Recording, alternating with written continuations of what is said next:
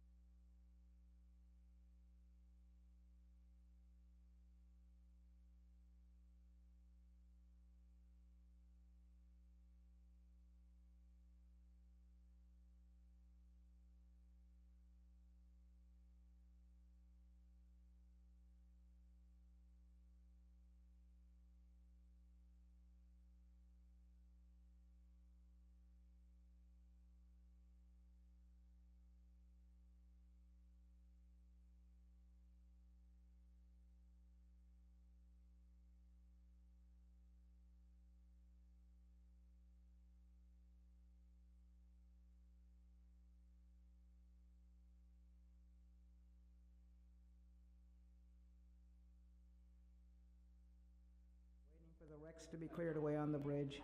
We're going to give it just a few more minutes and then we're going to start.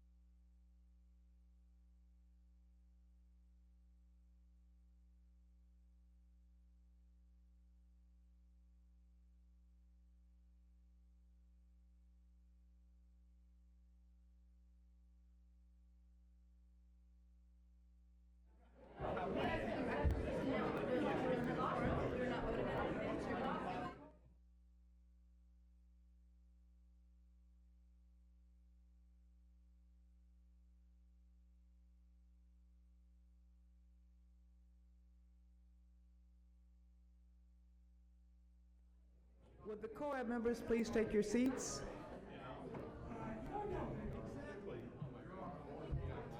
Would members of the Community Oversight Advisory Board please take your seats?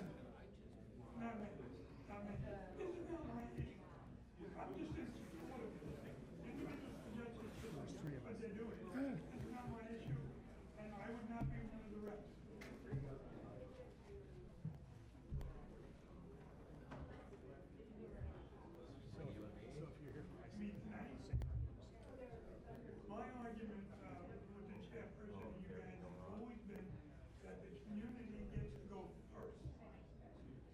That's it. I don't care about these people that you bring in, these experts or anything. The co-op job, as far as I'm concerned, has two main issues. One, listen to the. Welcome to the June 9th meeting of the Community Oversight Advisory Board. I would appreciate it if people would take their seats. I would appreciate it if people would take their seats so that we can start the meeting. We are running about 15 minutes behind at this point because Traffic is still bad. traffic is bad, and we have been trying to wait on COAB members to appear. We do not have a quorum, but since there's nothing for us to vote on, we're going to start at this point. Damn. Swap. The purpose of the Community Oversight Advisory Board meeting is the orderly consideration of the public's business as it relates to the settlement agreement between the City of Portland and the U.S. Department of Justice. Preservation of order and decorum is necessary for due consideration of matters before the COAB. The public is welcome to attend COAB meetings. During the COAB meeting, there will be time-limited opportunities for public comment. Public testimony on agenda items should address the item being considered. Other options for later testimony are emails and snail mails, phone calls. When testifying, please state your name for our records. We do not need your address. Unless otherwise informed, each community member will have 2 to 3 minutes to speak to the COAB. At the end of that time, a signal will sound to signify to the person speaking that she or he has reached the time limit and it is now time for the next person to speak. Please respect the time limit so that there is time to hear from each person who has signed up to speak. Please testify only to the matter at hand. COAB rules of procedure seek to preserve the public order, to ensure that the COAB's deliberations proceed efficiently, and that those who want to contribute have the opportunity to be heard. Behavior that disrupts the meeting from its purpose by interrupting either testimony or deliberations is not allowed. You may show support or displeasure with your hands, waving, thumbs up, thumbs down. You are free to film COAB meetings. A section of the seating area has been set aside for those who want to film a COAB meeting, and we ask that you sit in that section. And the section is right there and has a microphone in it so that you can also speak from that place. This is a warning that anyone disrupting this procedure may be escorted from the COAB meeting and excluded from the remainder of that meeting.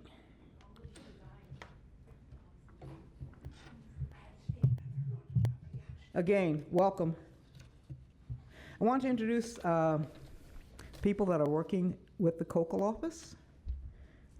Amy Ruiz is here, and Mandy Hood, who generally gives us information about the situation, housekeeping things here. Mandy?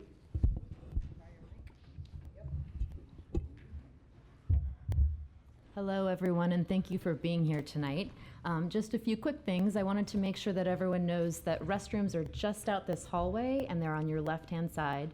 And if you were to walk a little bit further down that hallway on the left, you would find an emergency exit, should we need to use it. I wanted to let you know that Brad Taylor is here with us tonight. He's our mental health support specialist. He's right there waving his hand. So if anyone in the room needs some support this evening, you can come and speak with Brad. And I also wanted to let everyone know, and everyone who might be watching this remotely know, that we do provide childcare upon request. We need a little bit of lead time in order to make that happen, but you're more than welcome to call me directly, and my phone number is 503-319-7736. And I think that's it. Thank you. Thank you. I also want to read to you the ground rules, guidelines for maintaining common ground that are part of COAB business. As COAB members, we assume responsibility for the quality of our work together during meetings, discussions, and all other communications. We agreed to abide by these ground rules, critique ideas, not people, work toward shared understanding, speak from personal experience without generalizing, use I statements, speak to all with the utmost respect, avoid crosstalk, listen respectfully when others are speaking, listen actively and attentively, seek to understand, share the air, refrain from monopolizing discussions, and encourage participation by everyone. Challenge ideas in a respectful manner. Avoid put-downs, even humorous ones.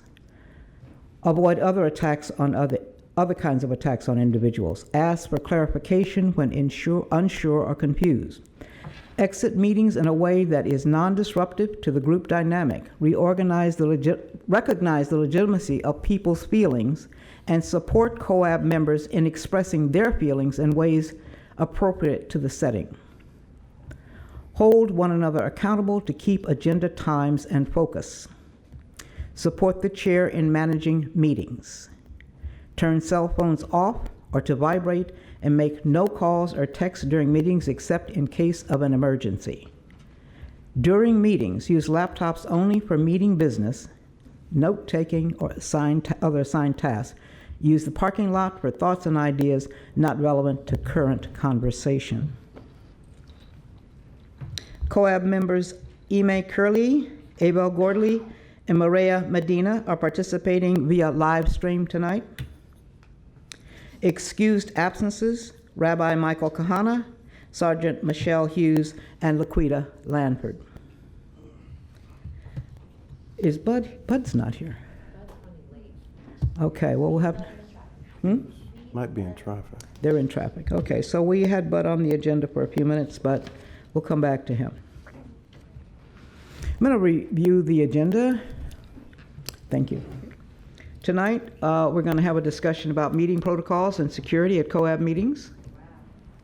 Doctors Watson and Rosenbaum will present the finalized semi-annual compliance report. We will hear general public comment at approximately, we hope it'll probably be later than 6:30 now because we started late, and then take a break. After the break, the COAB will discuss priorities and its work moving forward. So the first piece is from the City Attorney's Office, who's going to give us a little bit about protocol, and I hope includes some First Amendment rights information in there. Great. Hi, I'm Ellen Osanak. I'm a senior deputy city attorney with the City Attorney's Office, and I know many of you, both COAB members and many of you in the audience here tonight. I was asked really just to give an overview about the control of public meetings and what reasonable restrictions are, both in light of people's right to express themselves when balanced against the need for the public to conduct its business. So I thought, just to ground all of us in the law, I thought I would read a section from this manual, which is the older Attorney General's Public Records and Meetings Manual. I know many of you have seen me hold this book up before.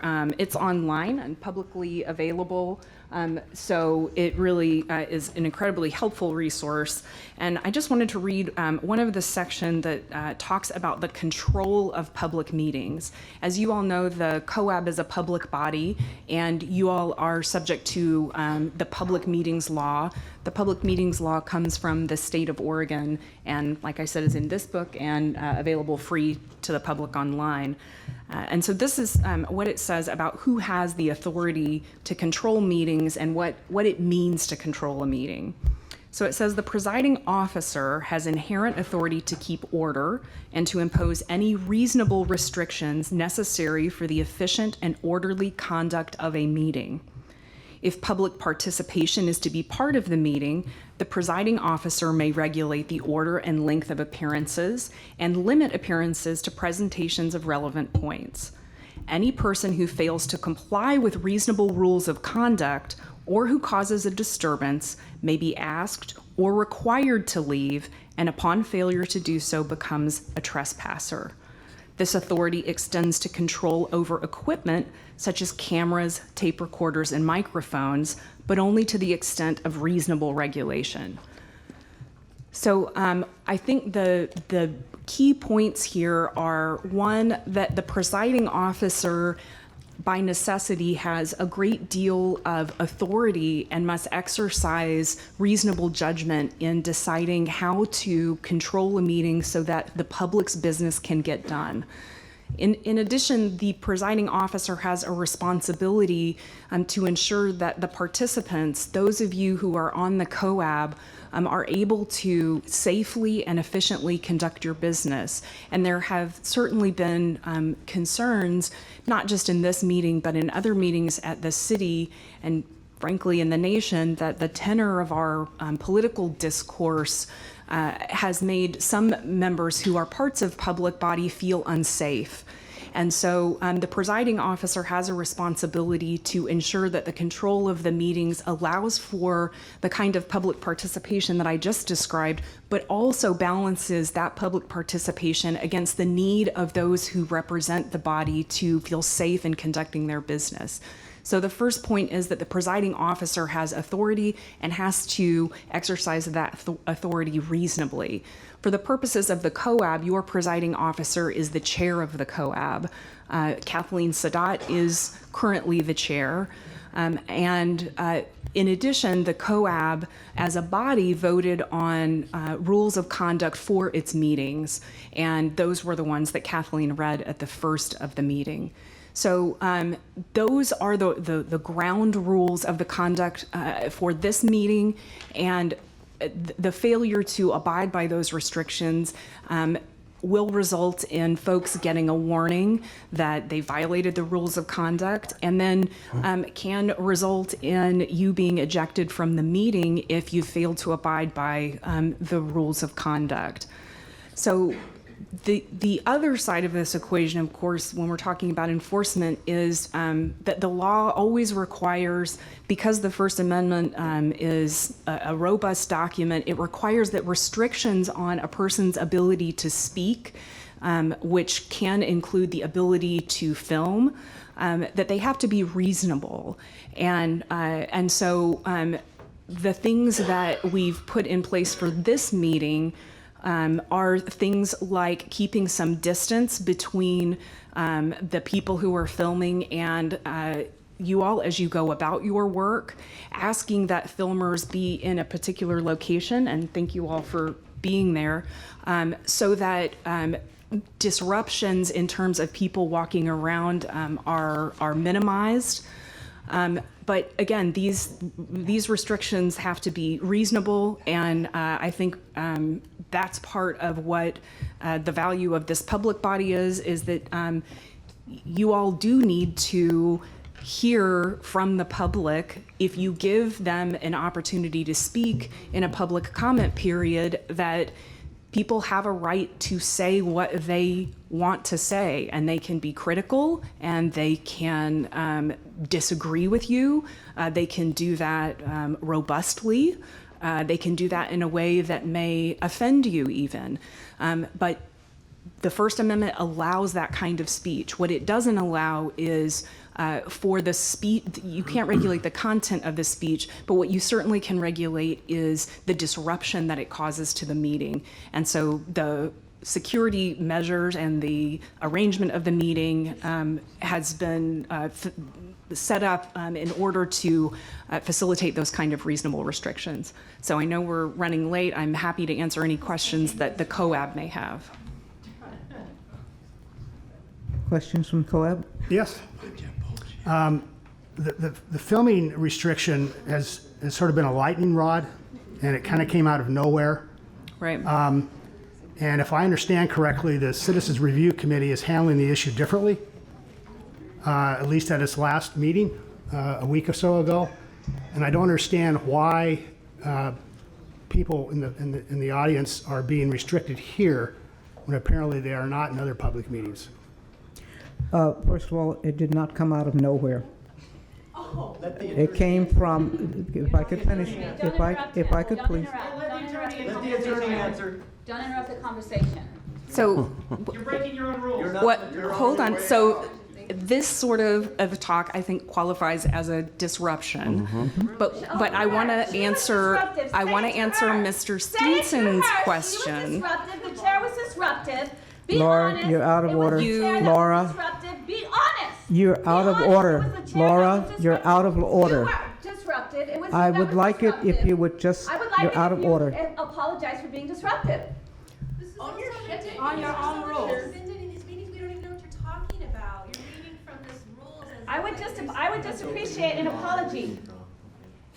Madam Chair, I would appreciate an apology, Madam Chair. I'm asking respectfully. You interrupted the conversation. I think that Mr. Steenson, I thought Mr. Steenson had to stop. What you need is some background on the source of the change. We don't need your commentary. We just need the conversation to continue. There are people who would like the background, and the background is, No, she can do the background. she doesn't know the background. She's very smart. She does. She can answer the question. So if she doesn't know the background. We trust her. All right, you are out of order, and if you will not comply with the rules, then I will expel you from this meeting. Yes, Madam Chair, I will comply with your rule. The word reasonableness, let's use that word, reasonableness. So I'm gonna I'm not interrupt. sure what the goal is here. Wait, but I'm going to interrupt because so I just want to make it clear that as the city attorney, I am here to provide advice to the COAB, and it is appropriate for the presiding officer to again control the meetings, and so it is not appropriate for Mr. Steenson, having directed a question to me, let me finish for the presiding officer to what actually, if we're being very technical, which I think maybe it's appropriate, is, Madam Chair, would you like for me to answer Mr. Steenson's question to the best of my ability? Well, if you know the answer. Yes. Okay. Thank you. So I think, Mr. Steenson, your question was, the filming area has been a flashpoint, and your question was, it seemed to come out of nowhere. Can you explain, A, where it came from, and B, if it is a different restriction than at the CRC meeting? Yeah, and let me just clarify. When I say nowhere, the COAB has had nothing to do. We haven't been able to weigh in or comment or be consulted or have any input on the filming restriction, and certainly the community has not, the public. And so when I say nowhere, it may be coming from somewhere, but it's either your office or the COCO. And that feels like nowhere to me, and I think it feels like nowhere to the community. Okay, I understand what you're saying. So I think part of, I can answer the question two ways. One, in terms of the COAB as a body, or the public weighing in on what reasonable restrictions might be in terms of filming, that's why I started out reading this, because the presiding officer does have the authority, and the chair of the COAB has the authority to create the restrictions around control of the meetings. That doesn't answer your policy question. The Constitution. It doesn't answer She doesn't have that power. It doesn't answer Mr. Walsh, your, you're out of order, please. It doesn't answer your policy question You're about, out of order. nevertheless, whether whether the COAB or the public should weigh in on those, but just to clarify in terms of who has the authority to make the decision, it is clear that the chair, as the presiding authority, has the ability to create those restrictions. But I think what I'm Mr. hearing Walsh, you're out of order. you say is that in terms of determining the reasonableness of those restrictions, it might be beneficial. You coward! It might be beneficial to have the input of Why are you others. laughing? And you, Stop, bud! this is not funny. Hey, bud! What are you doing here? You're a disgrace! You're a Once more, disgrace, Mr. bud. Walsh, and you will be excluded from the meeting if you continue to yell and to disrupt the meeting. Get that out of here! Do you know what So- he called somebody? Where is my security person? Really? Really? No. Really? He's an elder. You don't need a security. Your life is not in danger. He's sitting right here. Your life is not in danger. Don't get a security. We're here because of excessive Don't do that. So if I you could would get the like, public if you to would quiet down, like there's to a be here COAB and member. participate in a reasonable thing, fine. Doctor and Dr. Laura, you're out of order. You're the liaison. Okay, You I'm going to call a recess right now. Please clear the room. And Dr. Watson, Get out of here. you need to take control of this meeting. I Go away, ma'am, Sadat, just go away. There is a recess called Dr. right now. Rosenbaum and I would Dr. like for the board Watson. members to leave the room, and I would like for There is not a Ms. threat. Laura and Go away, Sadat, just go away. And Dr. Watson, LLC. I would like to exclude from this meeting The liaison. Exclude you! Laura Vanderhol and Joe Walsh. You gotta be kidding me. You know what? What about Bud? You called the Jewish. What about Bud? You called the Jewish guy away from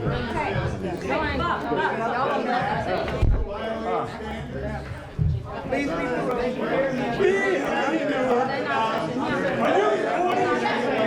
Okay. I'm not leaving the room. The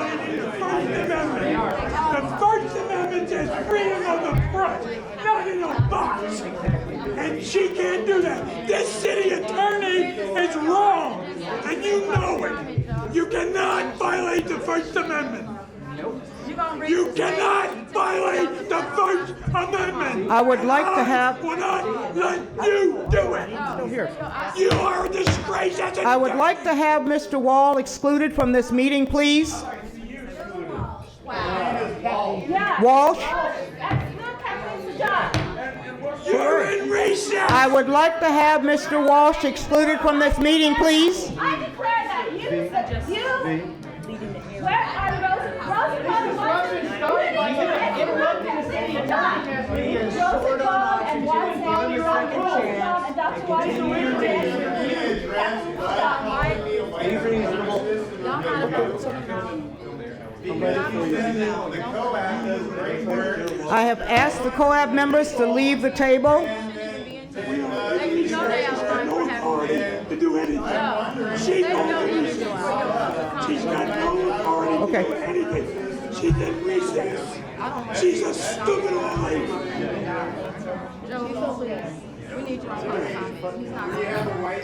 I know. You can have the restroom. And you go on the ground. You want the bed. I am a member of I know. COAB, and that's getting covered up. Well, they're recessing. Well, they're saying that he and I have already discussed this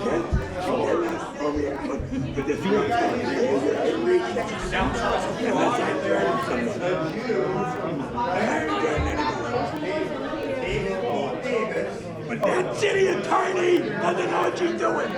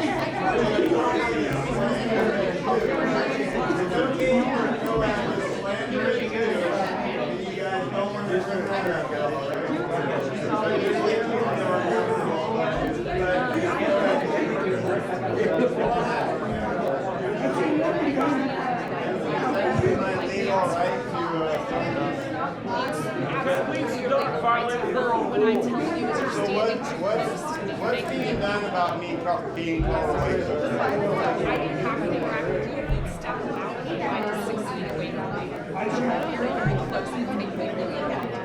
Well, you want to know what? You have a guy that's sitting about, I'm looking at that, that's about a space of 8 inches between your legs. Now starting to build up my skirt. And about, no, I didn't fill up your skirt. Sorry, I would have to, you can review the video if you want.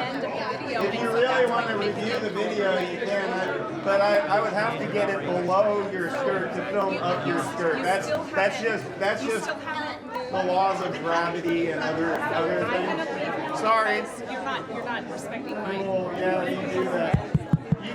You go do that.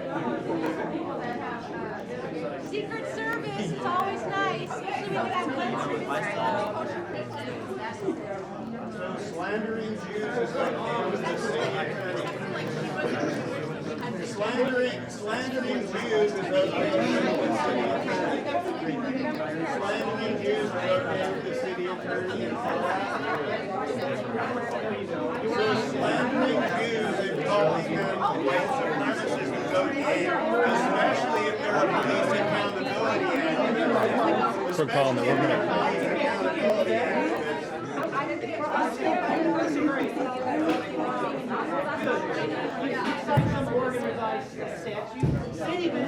Well, you have 2 legs. Look, you have 2 legs. You've been using them since you were a little baby.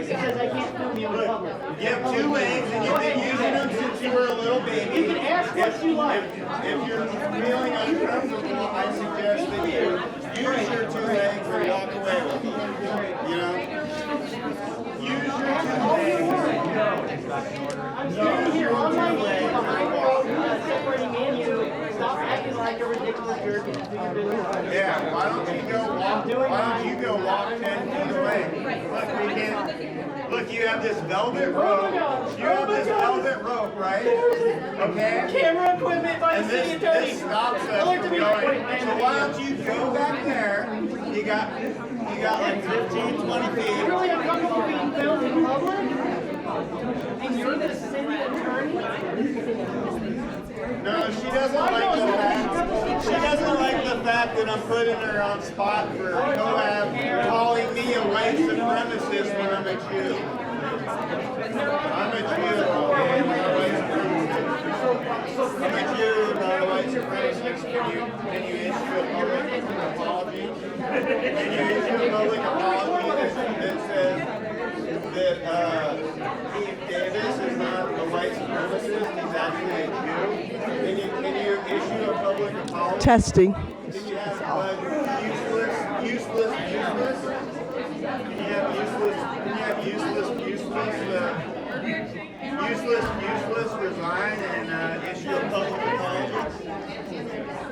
Sure. Hey, city attorney, they're going to bring some more.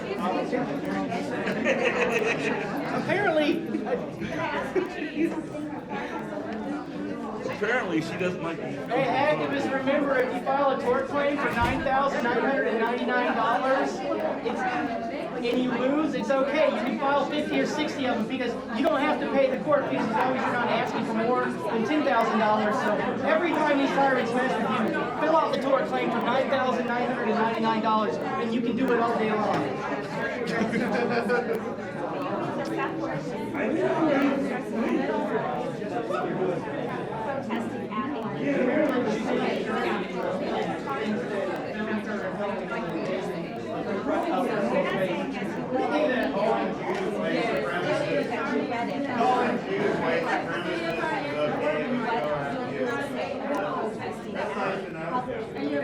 Hey, Okay, guys, since we have some downtimes, may I say something, please?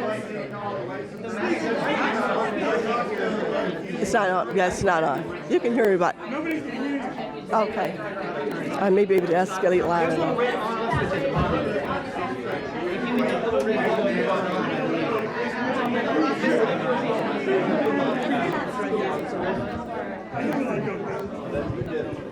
I think it's on now.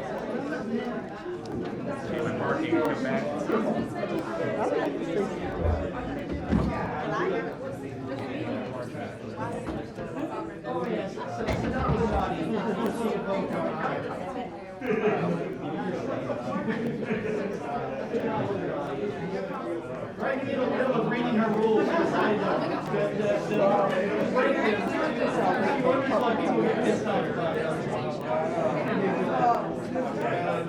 it's on now.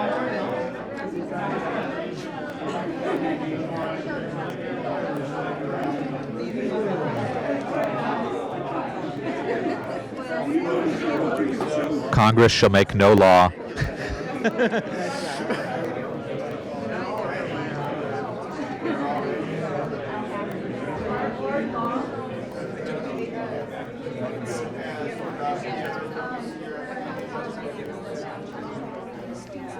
I hope you're looking forward to my court claim with city attorney.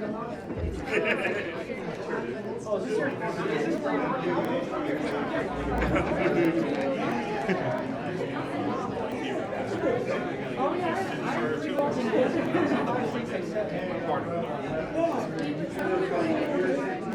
think it's really cute the city attorney doesn't think I can film her in a public meeting.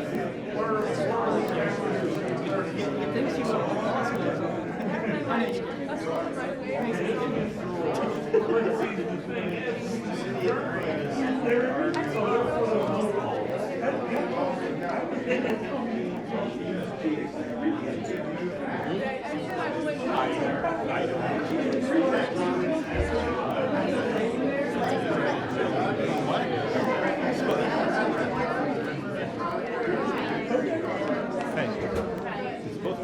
It's locked.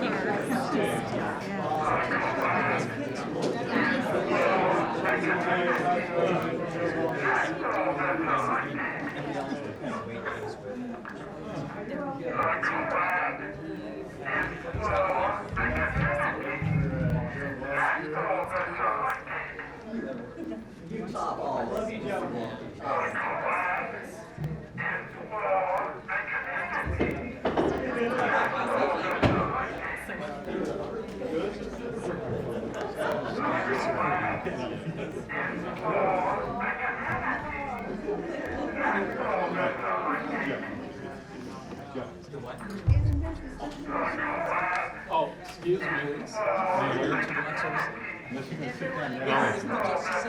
I didn't see Joe there.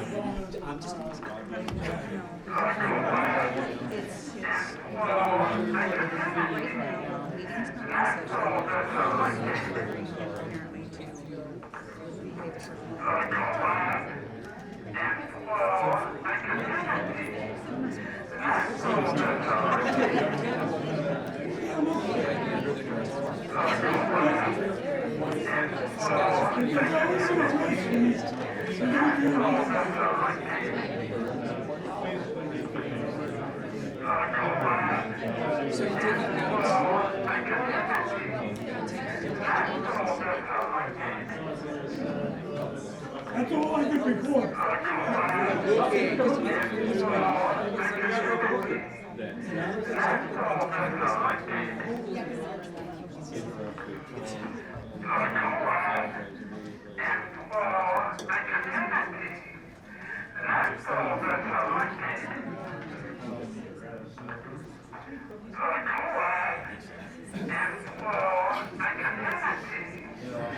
Listen to rest of them, I'm gonna lose my damn mind.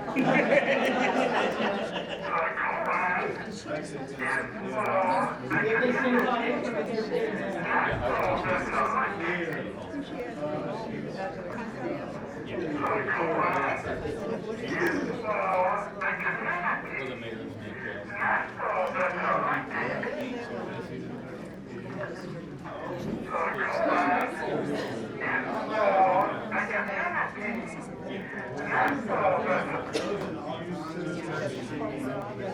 Boy, that was really annoying.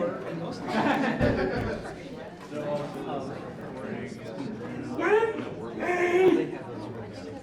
presiding official is dealing with a meeting and they call a recess, they lose all their authority. They have no authority in this room. So to order us out is a violation of the First Amendment of my right to petition my government during recess.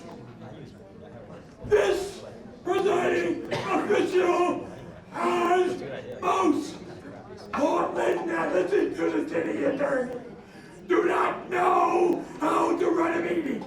Joe, please take some oxygen, please. Please take some oxygen. Yeah, take a breath. No, take a deep breath. He's saying take a breath. Get around and The reason that everybody is excited and angry about these meetings is they do not reflect the community. Amen. They are isolated. They talk to each other and they have never disciplined but for calling a Jewish person a Nazi. He should have been removed immediately. But what they do is they throw out the community that says they are not doing their job. This is not acceptable. This COAB, the first letter of COAB is community. Where is the community? There is no community in this room. They are people that have agendas like me. There are people in this room that have agendas. We do not have a person from Portland that doesn't have an agenda, that wants to talk to this COAB because they've isolated themselves. And they listen to the city, and they listen to the police. The police are the perpetrators of the crime. Why would you listen to the police? Back to annoying. The COAB is for the community. That's all that's elected. The COAB is for the community. That's all that's elected. The COAB is for the community. That's all that's elected. The COAB is for the community. That's all that's elected. The COAB is for the community. That's all that's elected. The COAB is for the community. That's all that's elected. The COAB is for the community. That's all that's elected.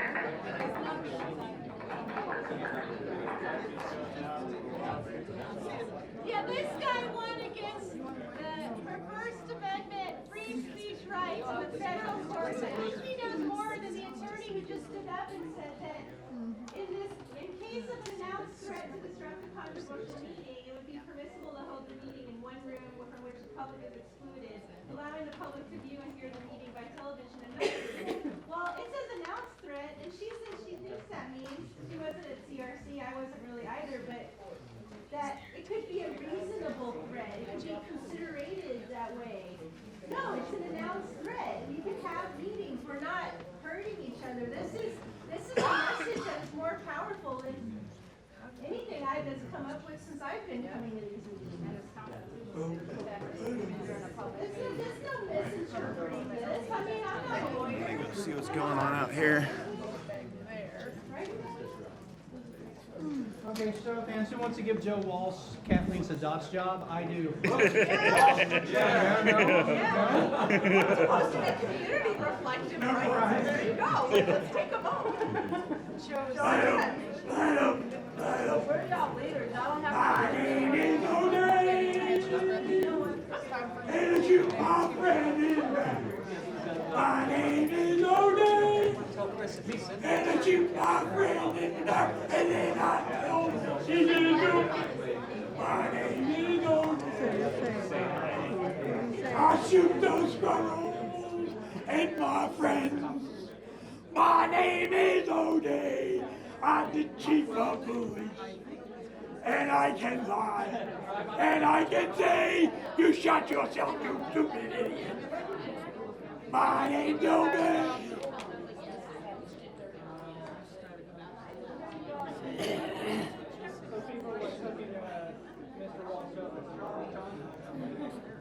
Uh-oh, I think I missed dinner. Hey Joe, do you have a printed list of demands? Do you have a printed list of demands that Yeah. we're talking about? Yeah. I was wondering if maybe we could deliver that to Butter. Who's this one right here? The one from Butter to somebody else. So who should we deliver this to?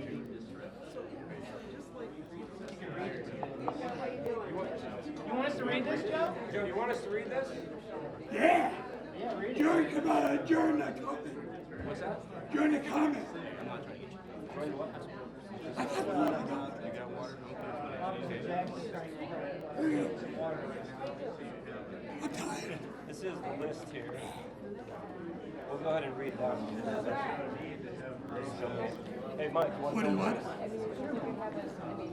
Let's get a clear shot, guys. Have you seen the demands? Okay. Here's the thing. When you're running a meeting and you call recess, you have no authority after that. None. But you're no longer the presiding official. You understand what I'm saying? You're just in a room full of people. You cannot order somebody out for violating a rule when you're in session. Can't do it. Judge is going to throw it out. All right? Because she violated the First Amendment, my right to say to you guys, you're not doing your job.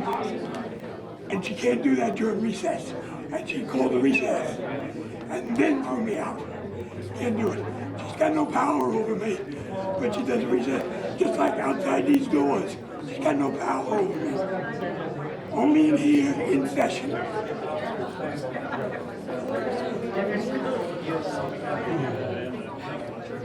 Well, they're gonna arrest me. I got the word they call the cops, and they're going to arrest me.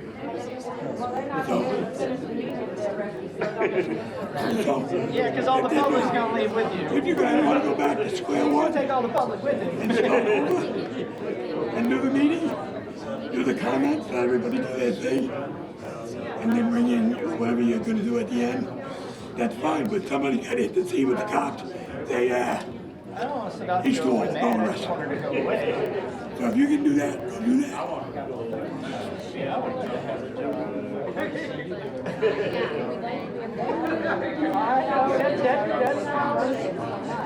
But we didn't disrupt it. Our original concept was not to let you guys do anything, to shut it all down. We decided not to do that because we respect the people's right to comment. That's what we were trying to do. She's so goddamn obnoxious. She starts this stuff. And that over there is really obnoxious. If you guys don't get that away, we will interfere with your meeting, every meeting you have. And we will put picket signs outside your offices here in Portland. We will embarrass the hell out of you. Get rid of that thing over there. And you negotiate with these guys where and how you can come to some agreement on how they videotape people. You know, Work on I'm that. mixing two colors. You put a box over there. That is an insult. Get rid of it.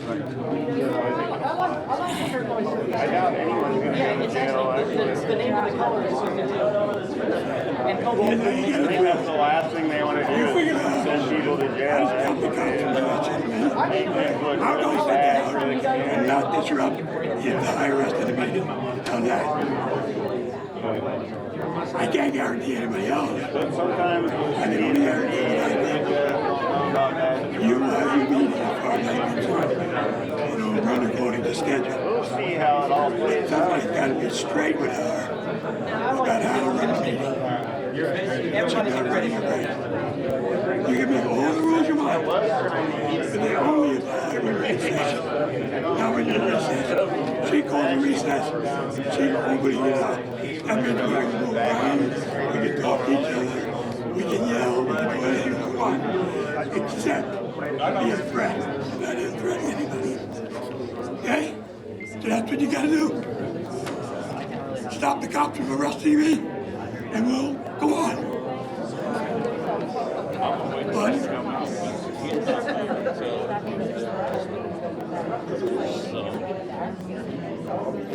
I'm not leaving. That's not negotiable. Because she didn't have the authority to throw me out.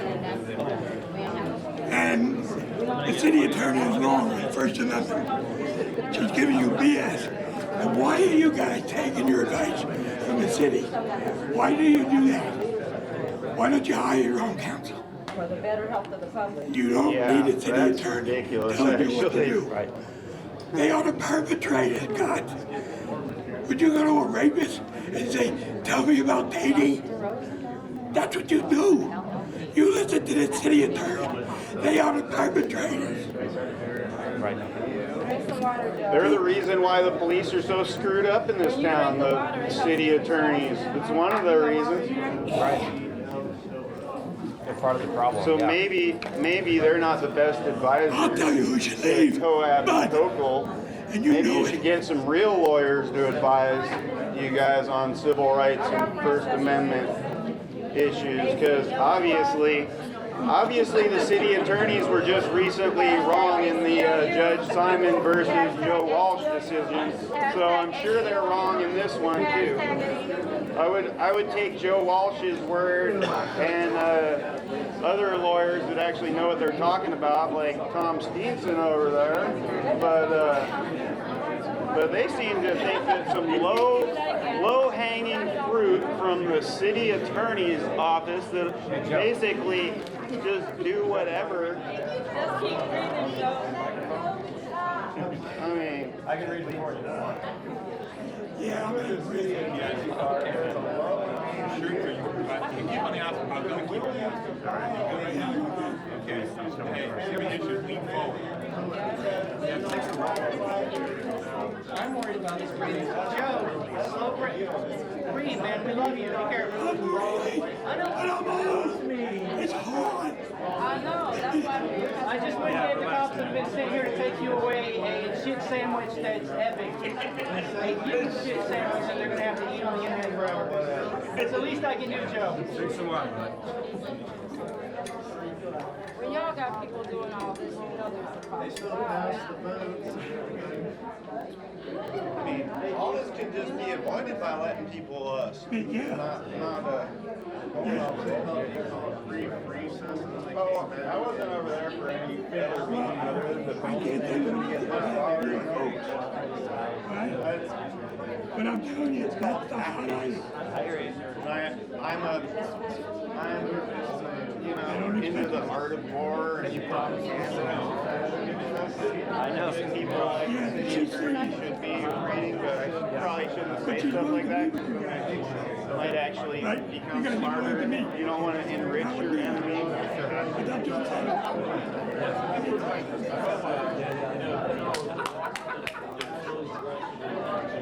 Oh, Oh, yeah. Joseph Cone Wolf. Some of you guys, you look so tall. No, I mean everybody. Everybody looks so tall. Because we're worried about you. Must be nice. I don't think it's great. You know what's happening with your jumpsuit? You took off So your at least jumpsuit. take some oxygen though. Make sure you're breathing. I didn't see what's on my t-shirt. Don't neglect your health for all this stuff. Are we having fun? This is kind of fun. I got it. You got a snack or something for us? That's the book. All right. She already saw it. I read this every day. Yeah, I read that every day. I go like this. Who's intervention wanted? Holy shit. Drink some water, Joe. Yeah, I'm back.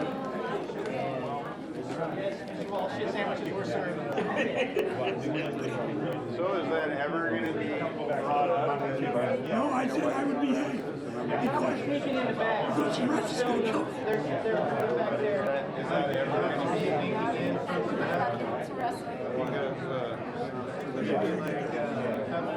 LAPD. There they are. What did you The what? Okay. I made an agreement. I'm not speaking to you.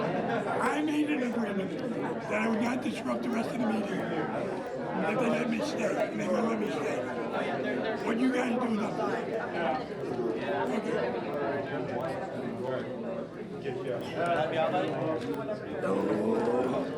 So they're helping you up?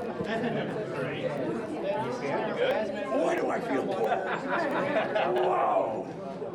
You guys are all short shit.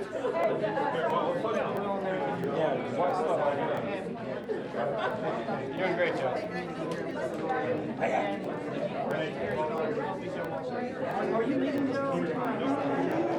You don't want Joe Walsh dying, then the city would actually probably burn down, actually. I'm just saying, if Joe Walsh died in custody, I wouldn't doubt if the city burned down. Hey, David, we're starting back up. If Joe Walsh died in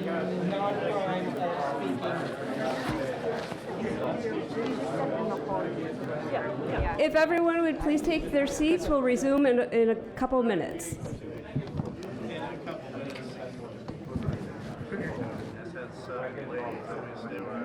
Yeah, number 2. I'm going to read number 2.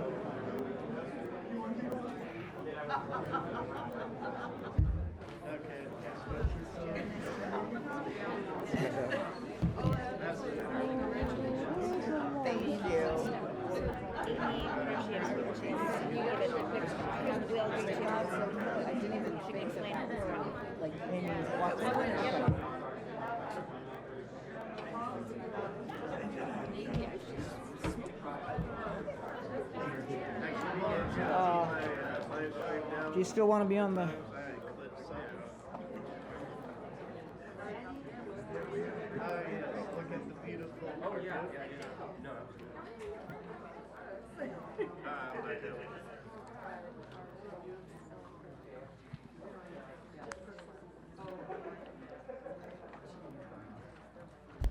Okay, we're going to reconvene this meeting, and we're going to start with Dr. Watson.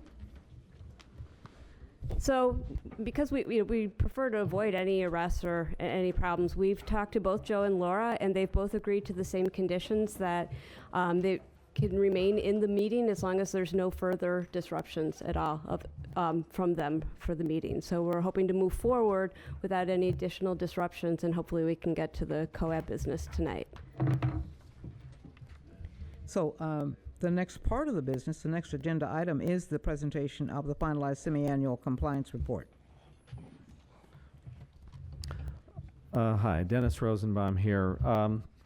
We're only going to take a couple minutes here because we have presented the findings in the April meeting when the report was submitted. This is for those of you who are not as familiar with it, it was the semi-annual report that covered the second half of 2015.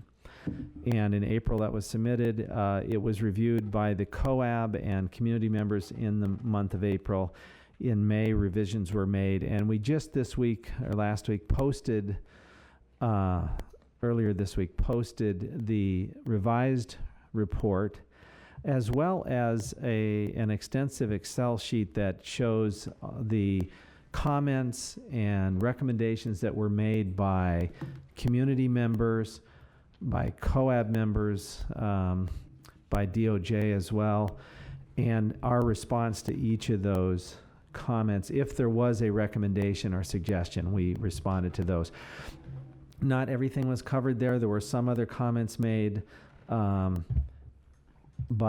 if they didn't have a specific recommendation, we did not include them there. However, they are available in various reports that have come out. But there's extensive notes. We're just going to say a few things, Amy and I, tonight about that. First of all, we thank all of you who took the time to do that. It's a major effort by the community, by CopWatch as well, and Dan Handelman and others. I appreciate all the time he took to do that, and from the other people. And we aren't going to summarize all that here. It would just be I don't think it's useful good use of our time. Just a couple things. One of the things that was recommended that we clarify the process of putting forward the recommendations of the COAB to DOJ. We have done that, and we appreciate that, and we will send on any recommendations that come out of the COAB are going to go directly to DOJ. We are not going to interrupt that process. We also note that there was a lot of frustration with all the hard work that was done to make recommendations, mostly about policy and directives of the PPB and how improvements could be made. And the process of giving feedback and commentary has been very slow. This process is a lot slower than we thought it would be. The Justice Department has an enormous amount of work to do in Portland and in other cities, and so it's been backlogged a bit. So the COAB is quite a bit ahead of the review process. So it gives the COAB time to move into its community engagement phase and the other things that it's doing. Amy, do you want to comment on a couple things in the report? Or?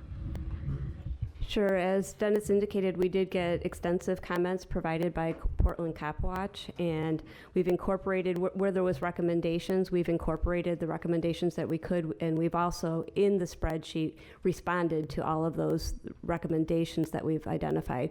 Also, we take to heart all of the other comments as well, and we'll continue to incorporate that in our work going forward.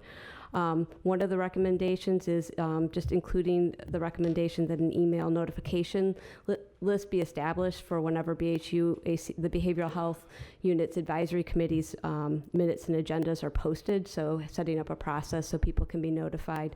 We included that as a recommendation in the revised report.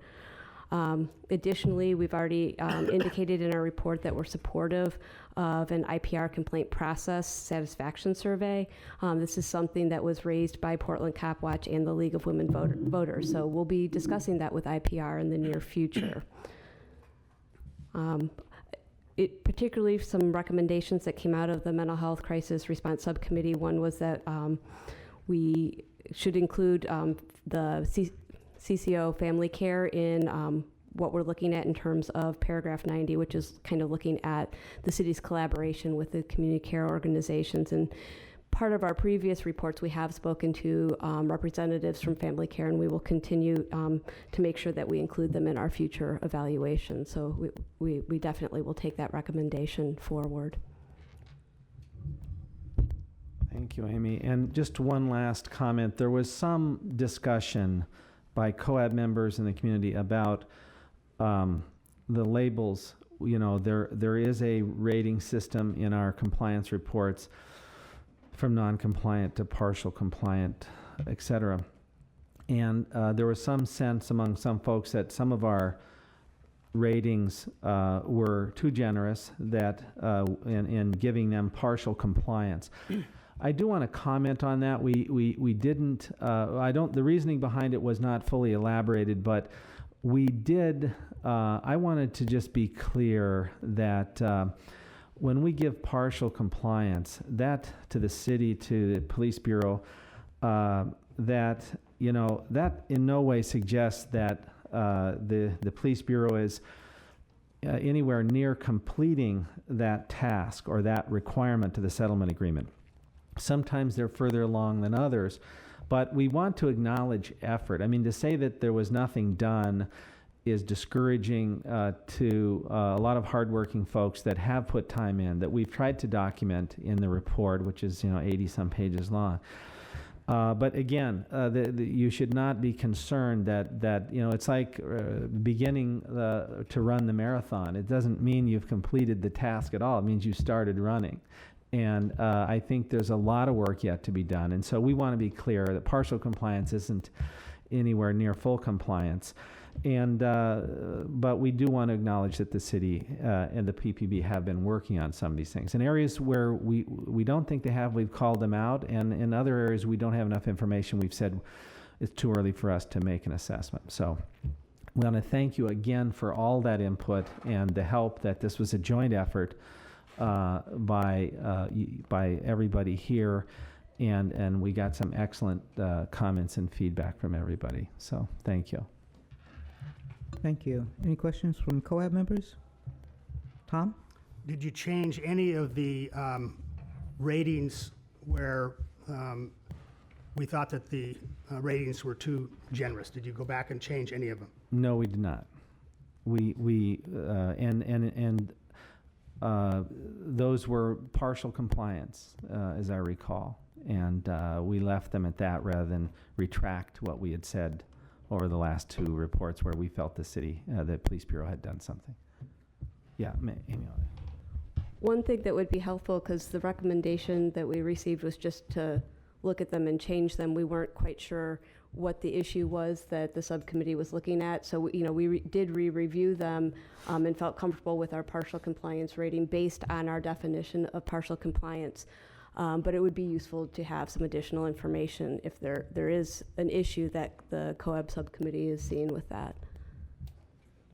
V, did I see your hand? Mm-hmm. This is probably off topic, but I'm okay with being off topic. A while back, the MHCRS, I can do all of them now, but anyway, had recommended that people in crisis, people with mental illness, be transported via ambulance. And I had brought up during a meeting, because I don't have all the time in the world to go to every subcommittee meeting. But I had brought up in a meeting to have cameras installed in the ambulances, operable, obviously, but assumptions being what they are, I guess I should be clear about them being operable. Is that something that surfaced as a recommendation? I don't know who I should be talking to, but I just kind of want to be abreast. Please apprise me. I don't remember seeing that as a recommendation out of any subcommittee, V. Yeah, I don't. Okay, so maybe that's something. Call that one, but we can. Okay, my schedule's going to be clear for the next 10 days. So. Anybody else on the COAB? Yes, Philip. I just wanted to ask, when it comes to ratings, when you say partial compliance and you're reviewing that, but if they've done nothing, if you'll put down that they've done nothing, but how do you measure that? If they don't do, if they don't do anything, and then the next step is they've done a little bit, that then is more than nothing, and you assume that's partial compliance. I'm wondering how, the measurement, the metrics for the rating of partial compliance. And is that even codifiable? Well, these ratings certainly are judgment calls. I mean, they are subjective to some extent, but they are based on the data that we've collected or on different aspects of the agreement. And so, again, we'd have to be specific. I think there was one that had to do with meetings to be held between the police bureau and the COAB. And we had originally given partial compliance because there was effort made to work together to, and in the end, one of the meetings, well, there's various reasons the meetings didn't happen. And, but we are putting enormous pressure on everybody to make those meetings happen.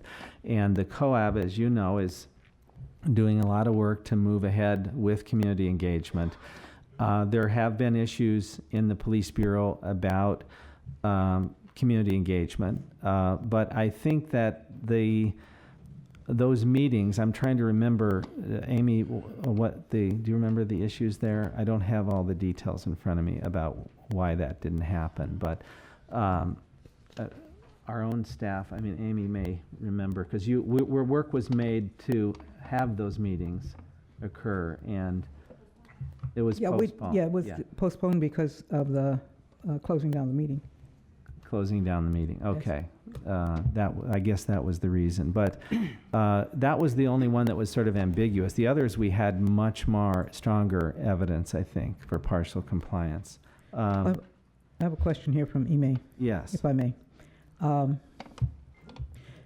Can you speak to those, Ime is participating via a remote, and she is a COAB member.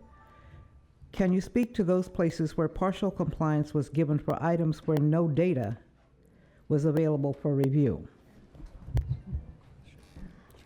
I think, it depends on the specific item, but oftentimes there might not have been specific numbers available for review, but we certainly had conversations, we looked at documents, so there wasn't necessarily no data at all, but there might not be specific numbers or statistics that we could look at, but that doesn't mean that we weren't talking to people and gathering information in other ways. Okay, sure. So I don't know if this is the place to ask this question, but isn't it possible that we do have a gradation of compliance so that there's some more rational allocation of, as partial, you just like you're one tiny incy-weensy inch over the line versus substantial. And I know from a legal standpoint, there's descriptors that, significant versus substantial, et cetera. In medicine, we have measurement and quantifiable criteria for a lot of things that are subjective, like a pain scale, et cetera. So it seems like that shouldn't be too difficult to do and might be helpful to clarify. Well, it's a little bit different than medicine here because there's a lot of, it is social science. And we do have quantification. One of our emphases, I have to say, has been creating new metrics within the Police Bureau, outside the Police Bureau, to measure lots of things. And so we are working on that, but generally, I think you're right. I do appreciate the difference. There are some recommendations that are just, they barely partially comply versus they complied quite a bit. There is substantial compliance, which is the next category up, which we're very reluctant to give. But so, in the absence of quantification, what is there is a qualitative description of what actually happened and didn't happen. And what activities the way it's structured is we also say what needs to be done in order to move this to the next level. So it's not just we came up with something. There's actual things discussed in there. Some are weaker than others, so we admit. I think there's probably some kind of communication issue here, because you got feedback from a variety of sources that said, why are you using partial compliance for this specific item?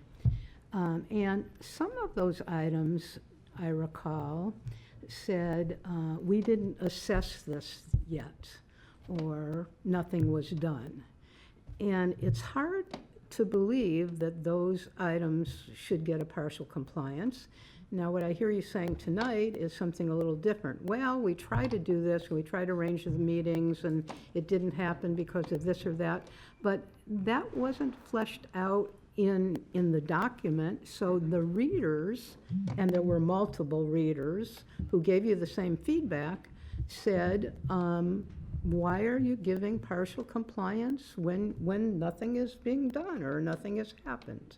So I think to prevent that from happening again, because I certainly don't want to spend my time reading this very closely and say, well, where did they come up with partial compliance when it said they didn't do anything? Yeah. If you could make it clearer to the reader, maybe that would help. In all fairness, so let me, given that this discussion is continuing, let me be clear that in many places, so first of all, the areas in the report of, hundreds of paragraphs here, there may be one or two where I would argue there should be any debate about whether it should be partial compliance. And secondly, we did in fact go back and try to justify what we did, but we're asking those who continue to feel that it was unjust to provide some reasoning for your argument. We got no reasons. We just said we don't believe it's partial compliance. Well, just to the same extent that we had to justify our rating, we ask you to justify yours. I have another question here from Ime. Follow up. The report says no material available in multiple places. So if there was data of any kind, why is this not listed in the report? Okay. What I'm hearing is a request for a way of looking at the categories that is not so broad as to be not informative. So that's what I'm hearing as the issue. Anybody want to speak to that?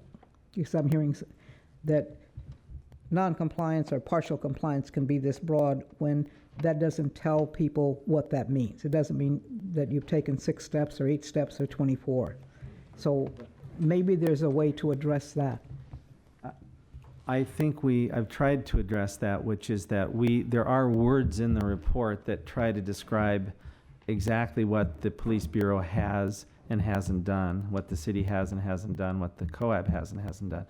And if people disagree with the label put on those words, then we should go back and look at that again. But I think that we feel that and again, I think that in the spirit of collaboration, and I'm not afraid to use that word, I think we want to encourage the police bureau to continue to reform itself.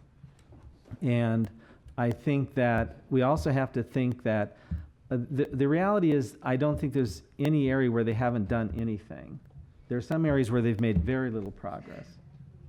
But we're just trying to acknowledge that. I don't think, again, if we want, I think for the next time around, and there is the next time around, before we write that report, we do want to ask those who can continue to be concerned about our rating system to point out the ones that in particular where they think that it's a problem and why they think it's a problem. Comments?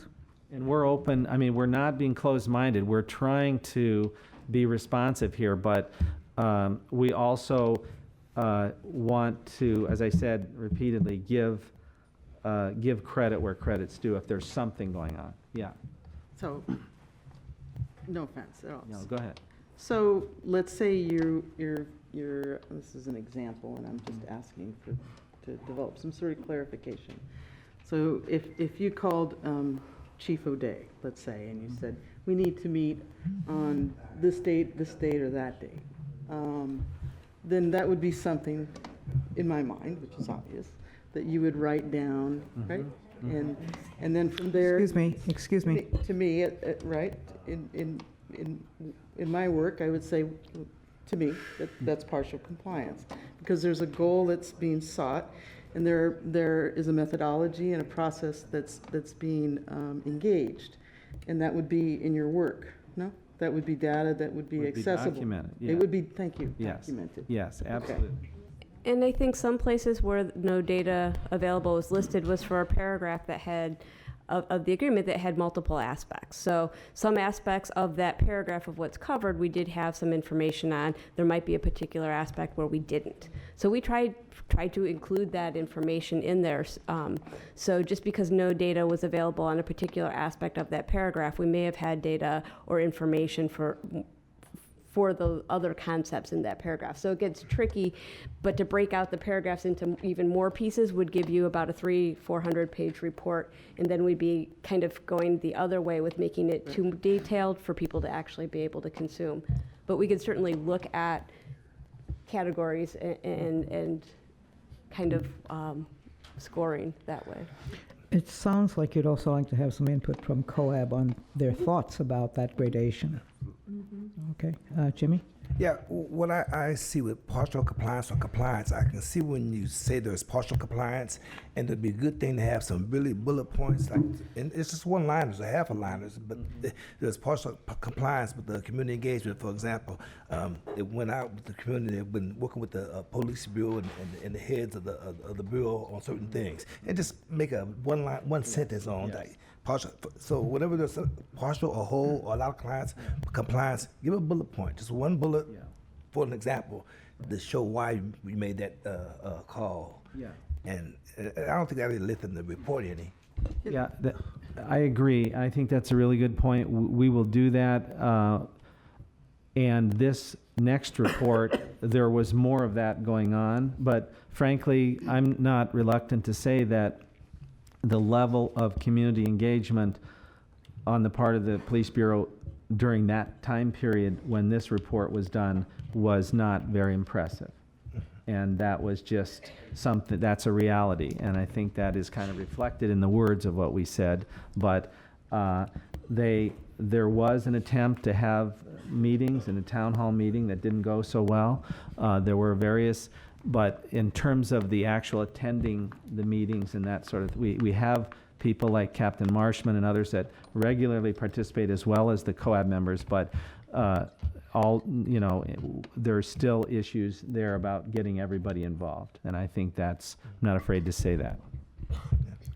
V? So I think this is a wonderful, robust decision about gradations and quantifiable and qualitative analysis, data, and metrics.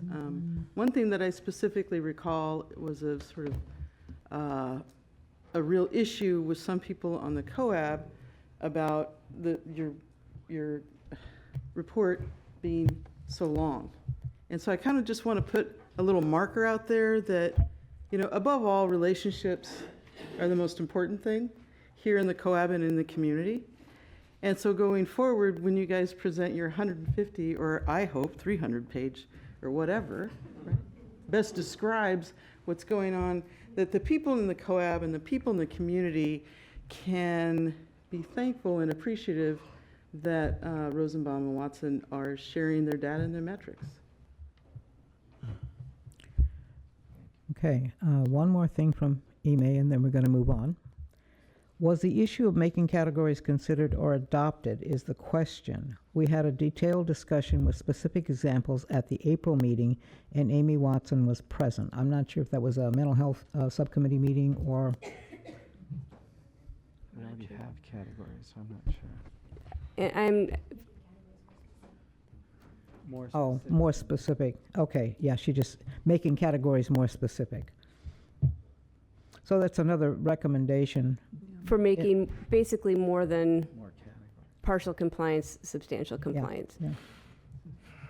Right, and we're trying to be consistent with the DOJ reports as well that use categories. That way it's a little bit easier for the public to look at kind of, are we assessing things similarly to DOJ? And I believe we actually have maybe an additional category beyond what DOJ has.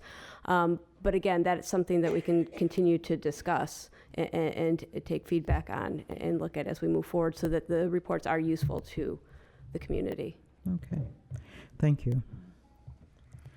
If there are no more COAB questions, we're going to move into public comment time.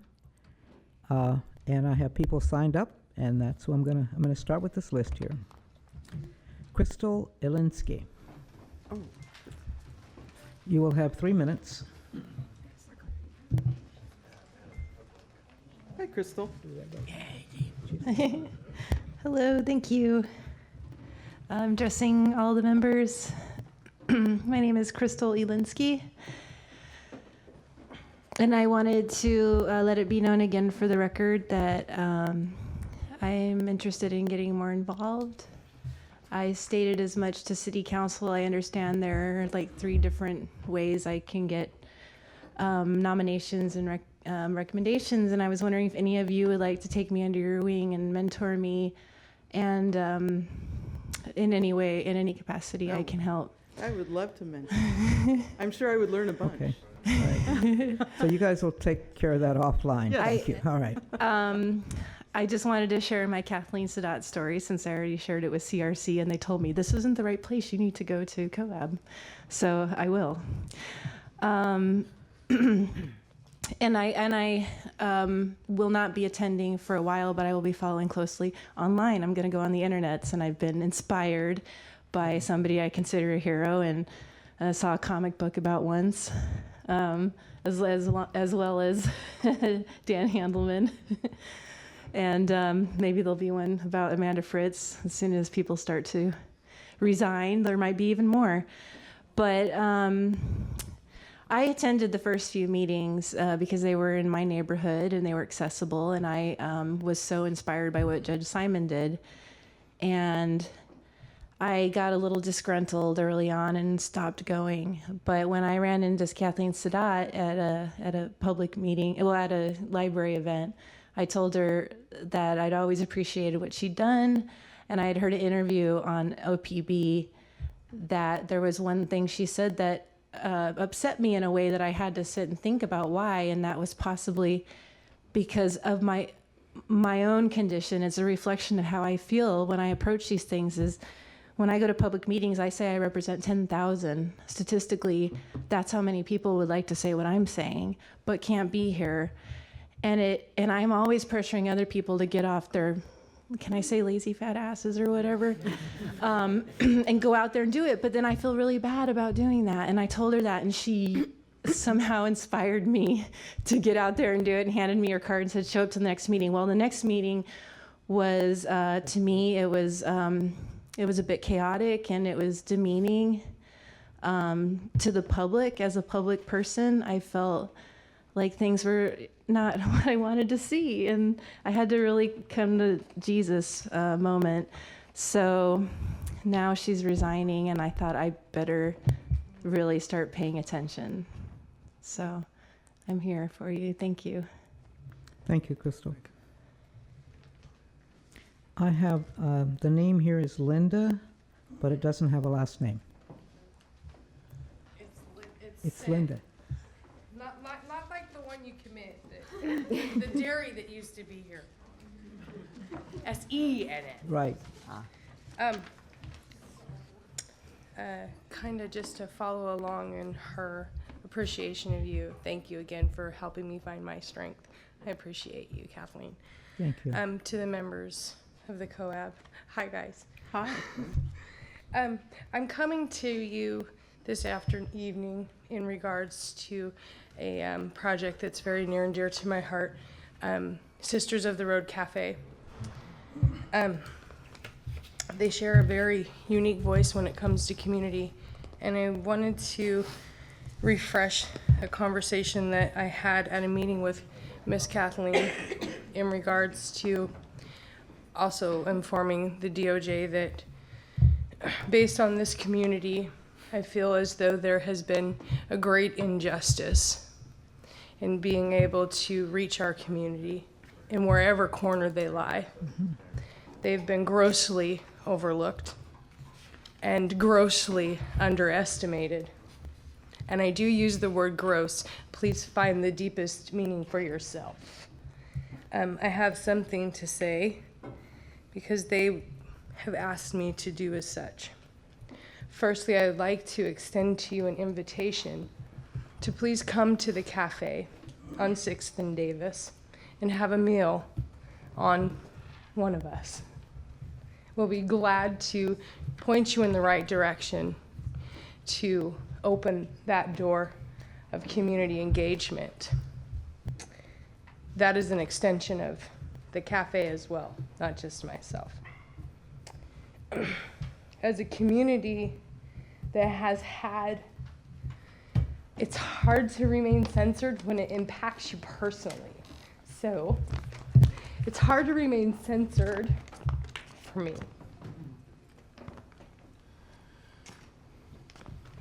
It's okay. It's okay.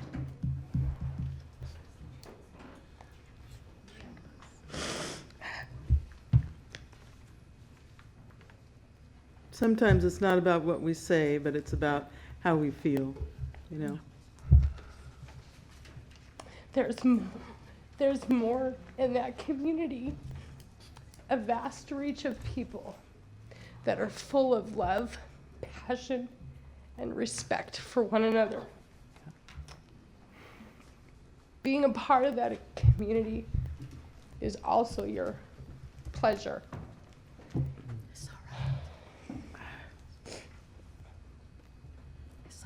Thanks, Mom. You're welcome. Come and learn about the community. Thank you. You can do it. Thank you so much. Thank you so much. I have Deborah Harris. Yes, thank you, and giving all due respect to Kathleen and to the board and to everyone who's here tonight. Thank you very much for giving me the opportunity to say a few words. Basically, what I wanted to speak on is community involvement. People want to be included. We have 95 communities, and when we're including the communities, then they are great, feel great about what they're doing and great about what we're doing.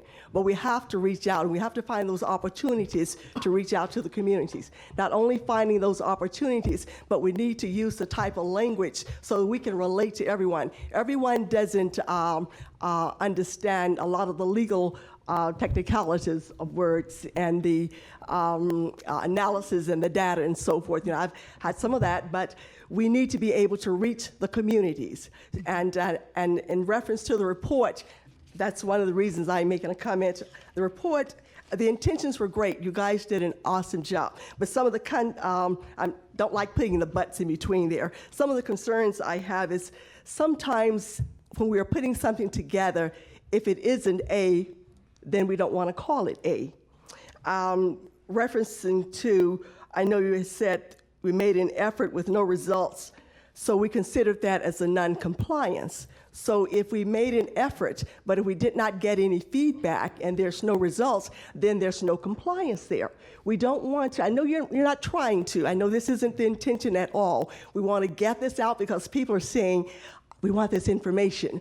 But sometimes if we feel that we are, there's deception and there's a lack of honesty and integrity and ethical in how we're handling situations, then we're going to push the communities. We have 95 communities. We're going to push the communities away from us. Let me know when it's my time. I always like to stay timed. We want to push the communities away. And one other comment was an inaccuracy in our data should not define as compliance. If there's inaccuracy, then we're not going to say it's partial compliance. Well, we shouldn't. I know this is a big project. Like I said, you worked hard on it. But my concern is that we need to be able to communicate it to everybody so that everybody can understand and find ways to communicate this information, not just have it on an 88-page document, which is good, but some way reach out into the community. Real briefly, in closing, when I was running for an office, one of the greatest things, the biggest thing that the people in the community, the citizens, were saying is that no one is listening to us. We have voices. We want to be involved. We're citizens. And when we reach out and include people, everybody, it doesn't matter what color, how tall, how short, what your disability, it doesn't matter. The fact is that we are including. And when you include your children and at home and about things, we say they feel good about themselves and they're ready to support us in everything we do. Thank you very much for the opportunity, and we're going to work together. We're better together, right? Right. Okay. Thank you. Teresa Rayford. So I just wanted to say that in January of 2015, when we had that event at my church at Bethel AME, and we had the dialogue for 4.5 hours with the COCO, the COAB, the mayor, the police union president, and a room full of lawyers and community members for about 4.5 hours. I know that the city brought in some recording devices. They had the audio set up. I hope you guys are listening to that. And I hope that the city put it on the record so that it could be given to the Department of Justice as well. Because the dialogue that happened during that time, we had an agenda that broke down exactly what was happening with this program. We even worked with Amy Ruiz to extend the amount of time for the application process. We as community members went out on your behalf as a marketing and PR community. We used grassroots. We didn't even have paper. We went and got paper from members of the COAB and different people in our community. We probably got thousands of flyers. We had hours of meetings. We had weeks, probably, I would say more than 100 days getting community members ready for this opportunity to bring justice to James Chassie and other members of our community that have been killed by the police, have been treated with excessive force, have been dying in custody. We take this very seriously. I don't think that any of the community members that have ever come to this forum have come here because they wanted to be looked at as celebrities or they're trying to dysfunctionize this process. I think that they feel like they're obligated to stand up as they are based on the settlement agreement. And so when you guys made it clear to us that this process was not to demonize or criminalize the people that were most vulnerable in our community at this black church, 127 years old, with a lot of different community members, disabled, elder, people of color, people with mental health disabilities, children, the people that the police are killing, those people, their family members, were in that church. You guys made a covenant as a system to work within this community. It has been broken at every point. The last meeting that I was at was in May of 2015, and at the time that that meeting was taking place, there was members of this audience and of the COAB that knew that there was another situation that was happening that had involvement with the police. Members of our organization that are community advocates and first responders were being intimidated and basically assaulted by the police during a meeting here, and no one thought that it would make sense to let us know that that was happening a couple of blocks down the street. This is at last Thursday when some of our members of Don't Shoot Portland were actually about to be tased and shot by the police during the time that they were trying to render first aid to people that had been shot. Those are people that gave you guys the value, that told the community, hundreds of their friends and family members, that this was a safe and clear process, that this process would work for us, that this process would get us forward. I could tell you right now, out of our organization, people that came into these meetings, that wrote their names down, that have testified, that have done the engagement part, a lot of them have had handcuffs on since we started doing business with y'all. The ones that haven't had handcuffs on, that still want to come in here and dialogue with you, they get intimidated, they get assaulted, they get insulted.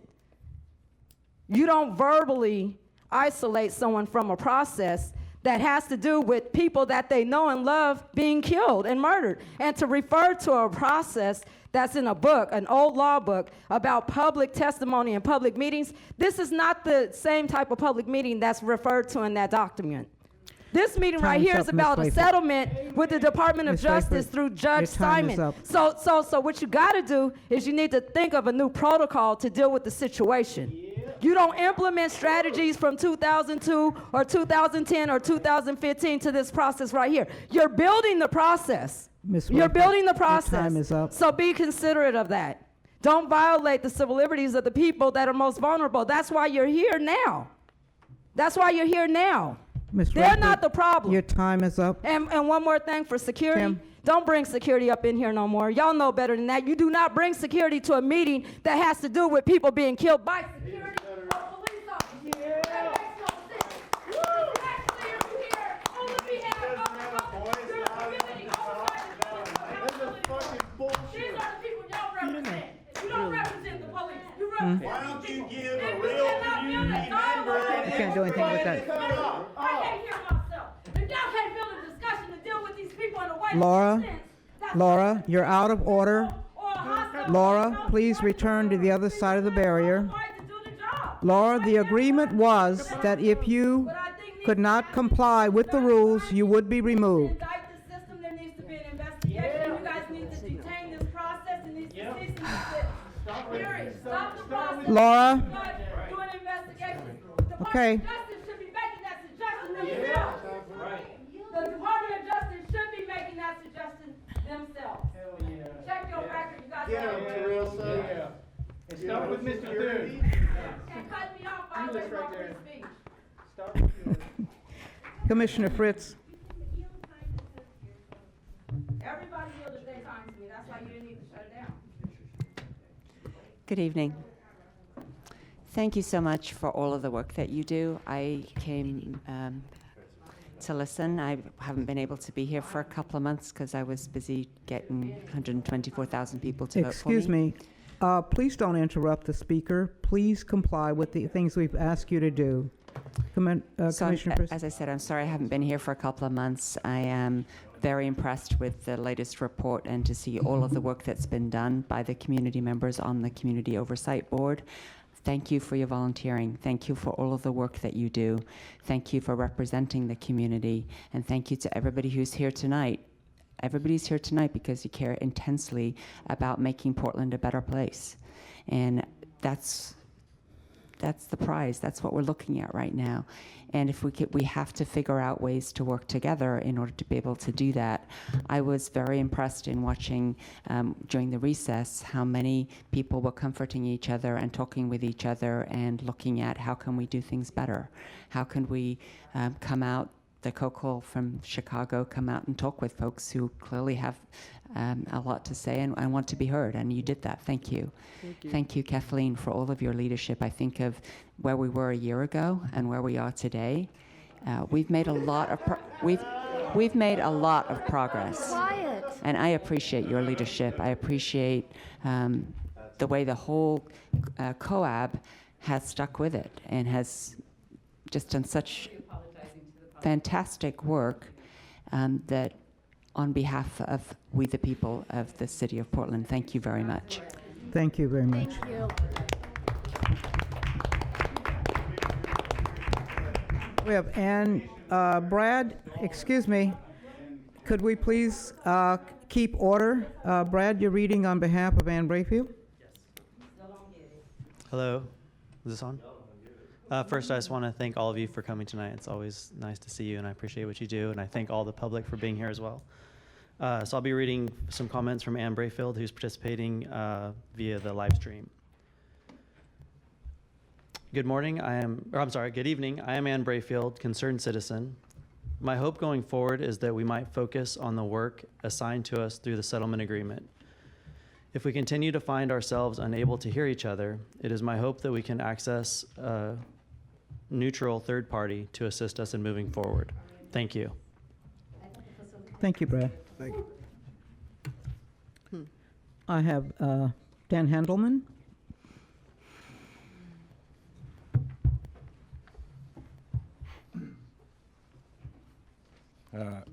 Good evening, members of the COAB and the public. I'm Dan Handelman. I'm with the group Portland Cop Watch. And I'm very disappointed that the discussion about the ground rules stopped after the break was over, because there was this discussion that was starting about this supposed area for people to film in. Obviously, there are people videotaping outside of that area. They're not hurting anybody tonight. And I'm glad that the meeting's continuing despite the fact that they're not in the city restrictive zone. In the future, though, I'm hoping that this board will go ahead and have the discussion they said they were going to have about the ground rules and include the public in that discussion, vote on the ground rules, and then let the chair enforce the ground rules that everybody agrees on. I didn't know that the new revised document had been posted. I don't know if it was in any of the emails that went out from the COCL's office. There are no copies of it here for us to look at, so I can't really comment on the new document. I will tell you, though, that there is one of the ratings that the COCL uses is non-compliance but initial steps taken, which we call minimal compliance when we do our summary. And I don't know why those paragraphs that were called out by the COAB and by other members of the community weren't revised to be that rating, because you have a rating for minimal compliance. Also, the paragraph about the meetings with the chief and the bureau, paragraph 152, says that the COAB shall meet at least twice per year with the chief and members of the bureau. That has never happened, and there's no compliance with that paragraph. It doesn't say anything about that being dependent on the outreach plan being created by the board. It just says that you should meet twice a year and discuss issues about community engagement. So the fact that it was put off and then it's supposed to be held at the meeting that you canceled in order to hold another meeting that excluded the public is not an excuse. That those meetings with the police have to happen. We appreciate being mentioned at Portland Cop Watch as people who give feedback. It's nice that you mentioned the Legal Women Voters. The AMA Coalition also sent in some feedback, albeit maybe it was a day or two late. But I think we don't want to be singled out. We think everybody who put their comments in, including the board, needs to be thanked for all their work. Except for the audience, there's been no mention of the announced resignation of the chair or of Dr. Moreland, or how Dr. Moreland or the chair are going to be replaced, which I think the community is very interested in knowing. And the outcomes report, which we went into a long analysis about, I think at your previous meeting, even after we pointed out a typo that was in there, that was not fixed. We still encourage that the COCL should give that report to you and to the public, to you, the board, and to the public, for feedback before it gets finalized. Thank you. Thank you, Mr. Handelman. We have a few more minutes that we could spend on people who didn't sign up for 3 minutes to talk, but I'm going to limit it to about 3 people, because that's about the time that we need to take a break. So, let's hear from you, Joe. Yeah, I'd love to hear from you. Yeah.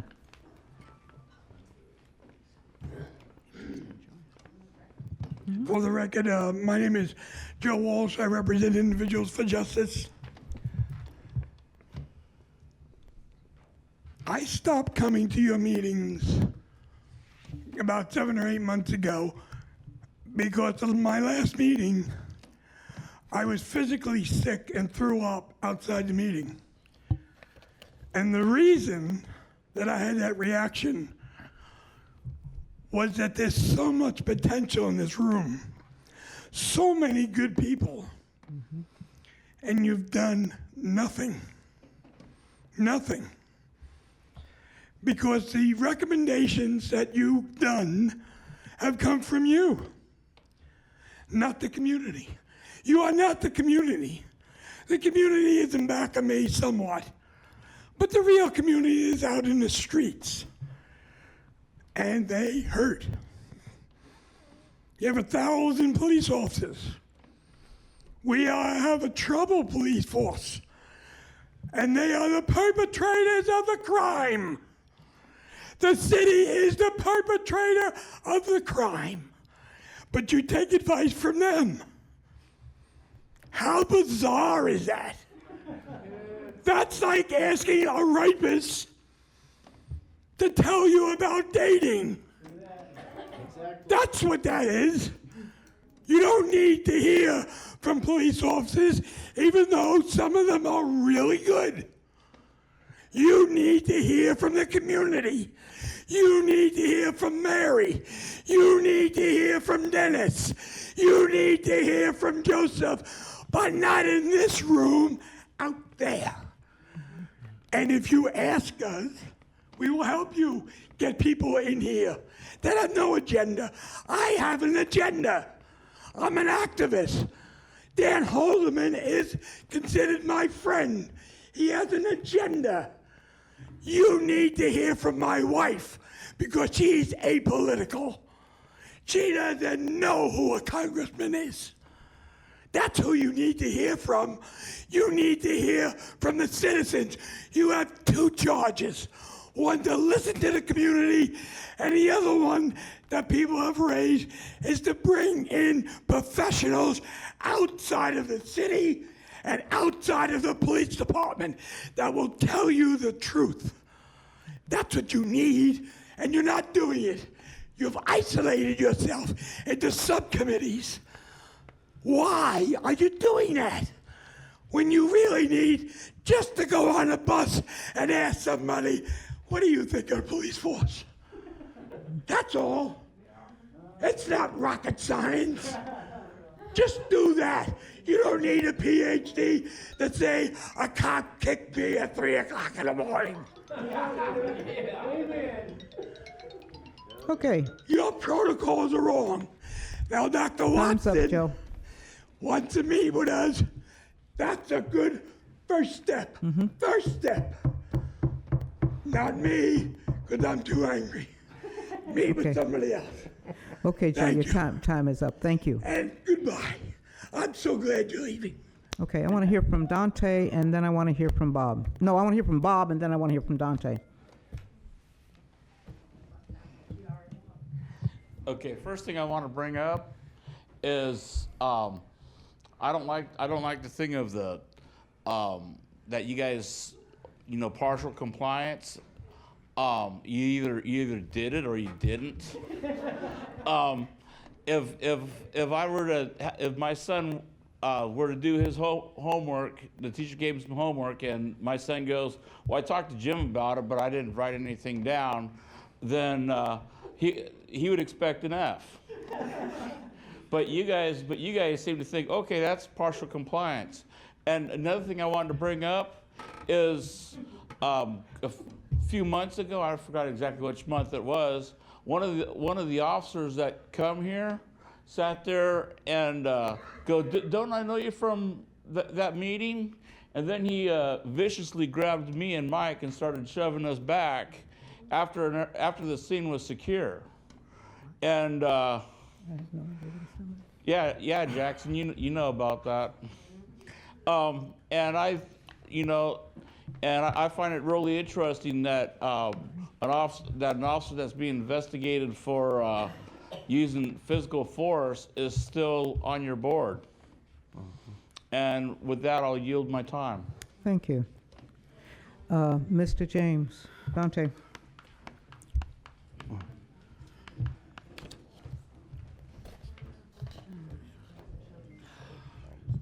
Good evening. My name is Dante James. I just wanted to take a second, if I might, essentially to say thank you to Kathleen. I had conversations with her as she was invited to take the position that she has now, invited to come out of retirement and take this position, take a no-win position, because at some point the community was never going to be happy with this person. At some point, many of you were never going to be happy with this person.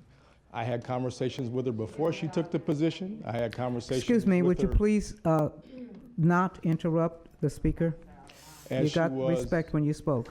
as she was working through this and understanding that her entire focus was trying to make this COAB a functioning body, trying to ensure that it did in fact provide the opportunity for the best representation and ear for the community's concerns. It wasn't always done perfectly. It wasn't always done the way everybody wanted it. But I can assure you that, at least as expressed to me, that was from where her work came from. And it's also a question of outcomes. We can always talk about intentions, but let's look at outcomes. And I would suggest to you that you are now a better functioning board than you were before she arrived. She has assisted in trying to have the retreat, assisted in Excuse me, trying please to, give the speaker some respect, please. to communicate. White supremacist, even though I'm a Jew, right? Am I ever going to get to talk about Not that? ton- not So- tonight, Are you Mr. going to keep canceling meetings and not letting me talk? Can I talk about being Mr. called Davis, you're out of white order. supremacist? Can I finish Mr. my Davis, remarks? you are out of order. Can I finish my remarks? Useless? Mr. Davis, you are out of order. So all I wanted to say is thank you to Kathleen for taking a no-win position and doing the best with it. And I wish you much joy as you move forward. Thank you. Pay me $150,000. You can call me a loser all day. Pay me $150,000. Call me a loser all day. We're going to take a break now. 10 minutes. Thank you.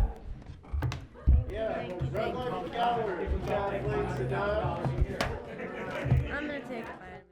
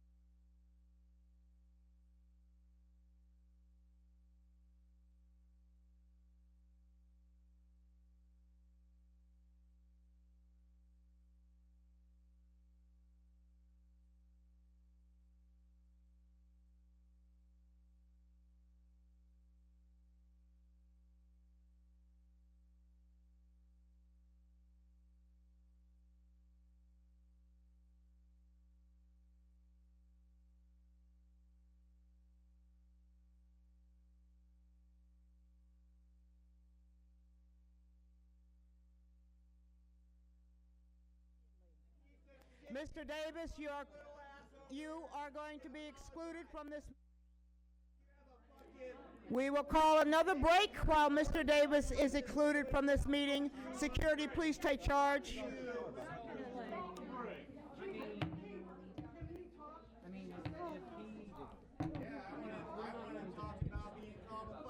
Okay, and for the rest of you, take a break. You've got 10 minutes, and we'll resume in 10 minutes. Thank you.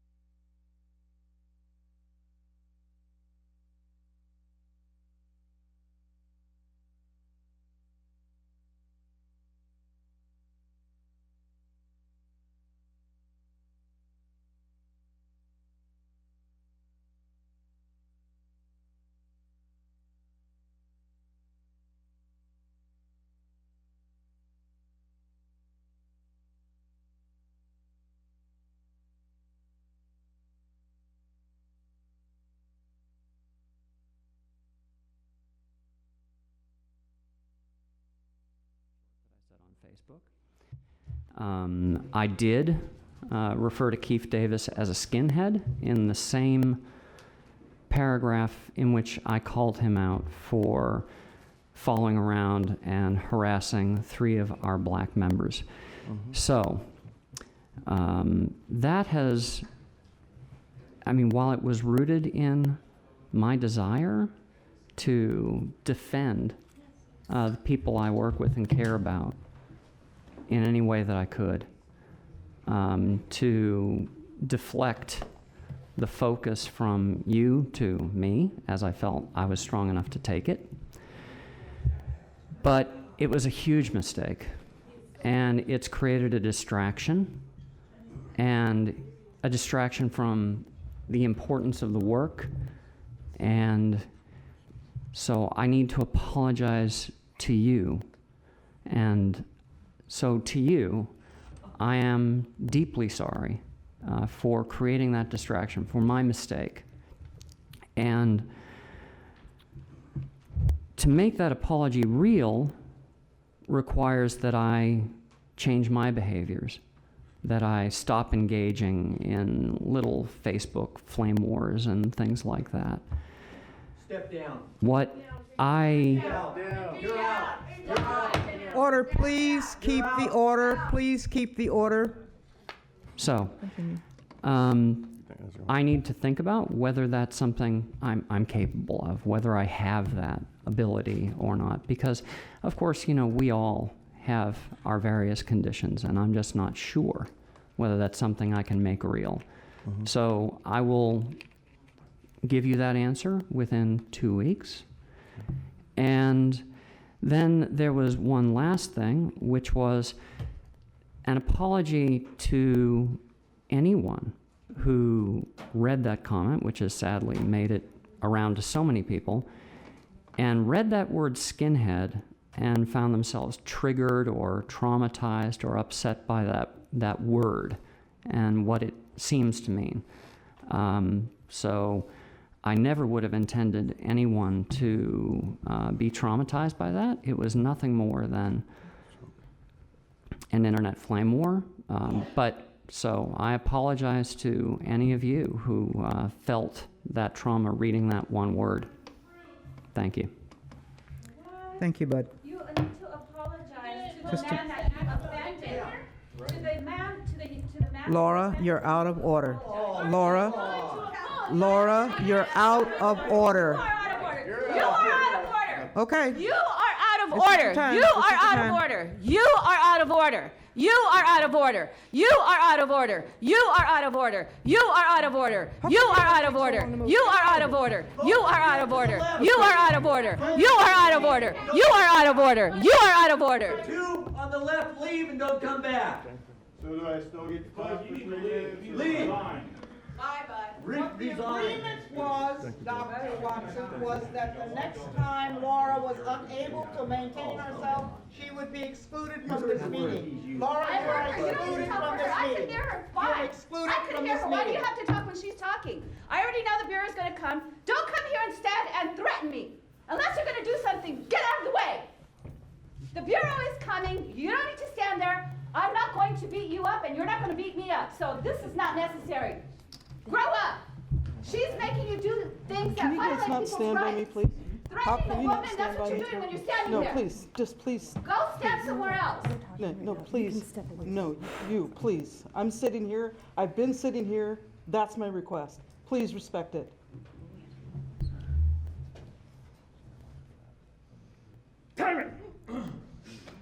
Excuse me. What? I still want to go. Okay.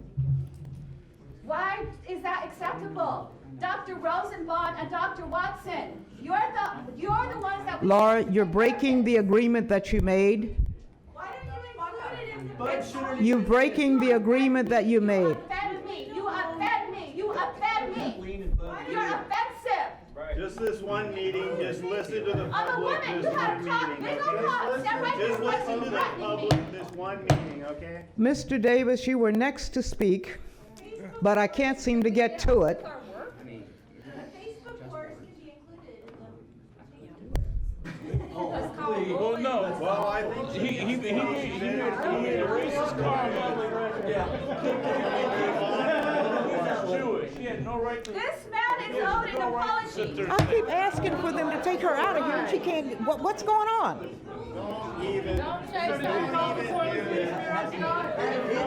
Had him hidden in the corner. 3 of them after. They all disrupt. That's another one. Oh, fuck. It's just, this is ridiculous.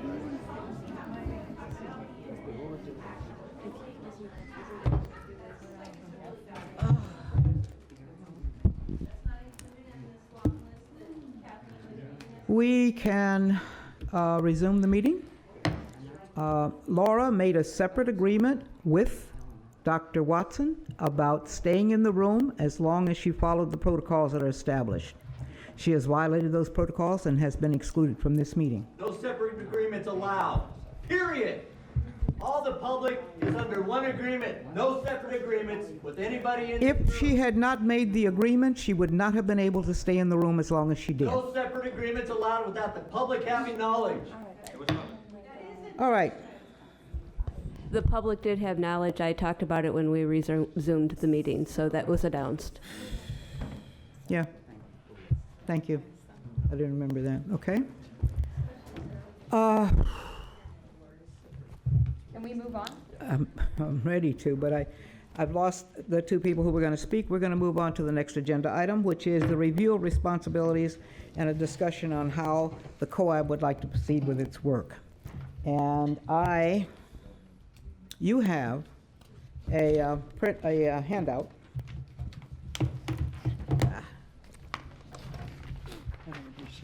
I'm sorry. I'm sorry, my throat is very dry. Just don't talk to me. One of the things that COAB hasn't had a chance to do is really talk about what it's done and where it's going. And there are some members who would like to just step back and talk about the work of the COAB, what it is, the direction, the intent. People have voted themselves a lot of work. The 2 meetings that the COAB holds were their decisions. In addition to which, most COAB members attend at least one subcommittee meeting every month. And people are feeling stretched thin. So some people feel that they're clear on what the work is and where we're going, and others want to know more about how the pieces fit together. Those the items over there on the COAB board, the board that says what we're responsible for. You have a handout put together by the COCL staff, the support staff, with the 6 areas of responsibility that this board has. Under each, examples of COAB work to date are noted, and items we know are coming up on COAB's horizon. So take a look at this 2-page entitled COAB Work Plan, Accomplishments to Date, and the Work Ahead. So take a look at this, read it, then let's talk about where we should be going. Let's take them item by item. Reflect on the areas of responsibility, your charge. You've had a year of COAB service, a little over a year of COAB service, and should, I expect, have a better understanding of the work or where you think the work should go. What's working well, what needs adjustment. This is the beginning of a conversation. This is the beginning of a conversation. It's not the only conversation, okay? So let's take a couple of minutes, look at the sheets, and then we'll start with number 1, or A.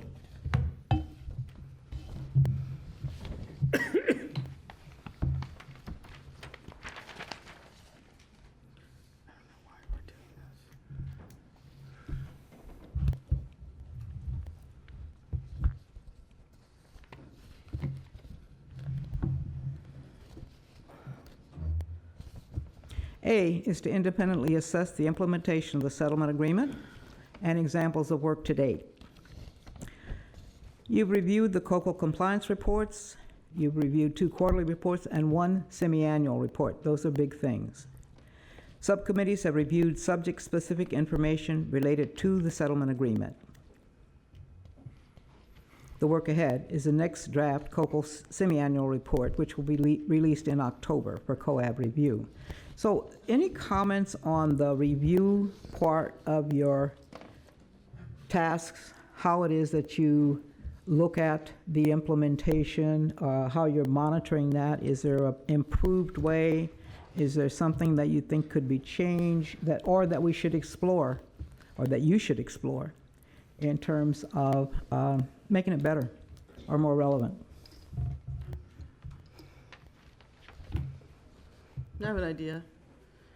What about accessing subject matter experts with respect to research, protocols, data generation, and data sharing between different systems that the PPB involves itself with in its daily work in a way that better informs the COCO and therefore the community and the COAB members with substantive data where we can actually say, well, yeah, we can make these gradations or that gradations, and we can assess it this way or that way. Mm-hmm.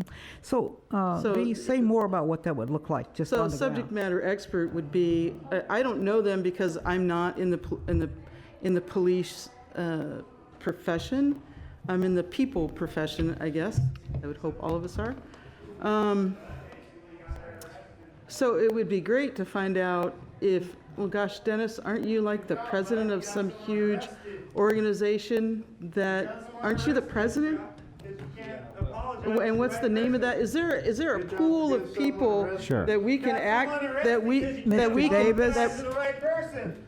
can access?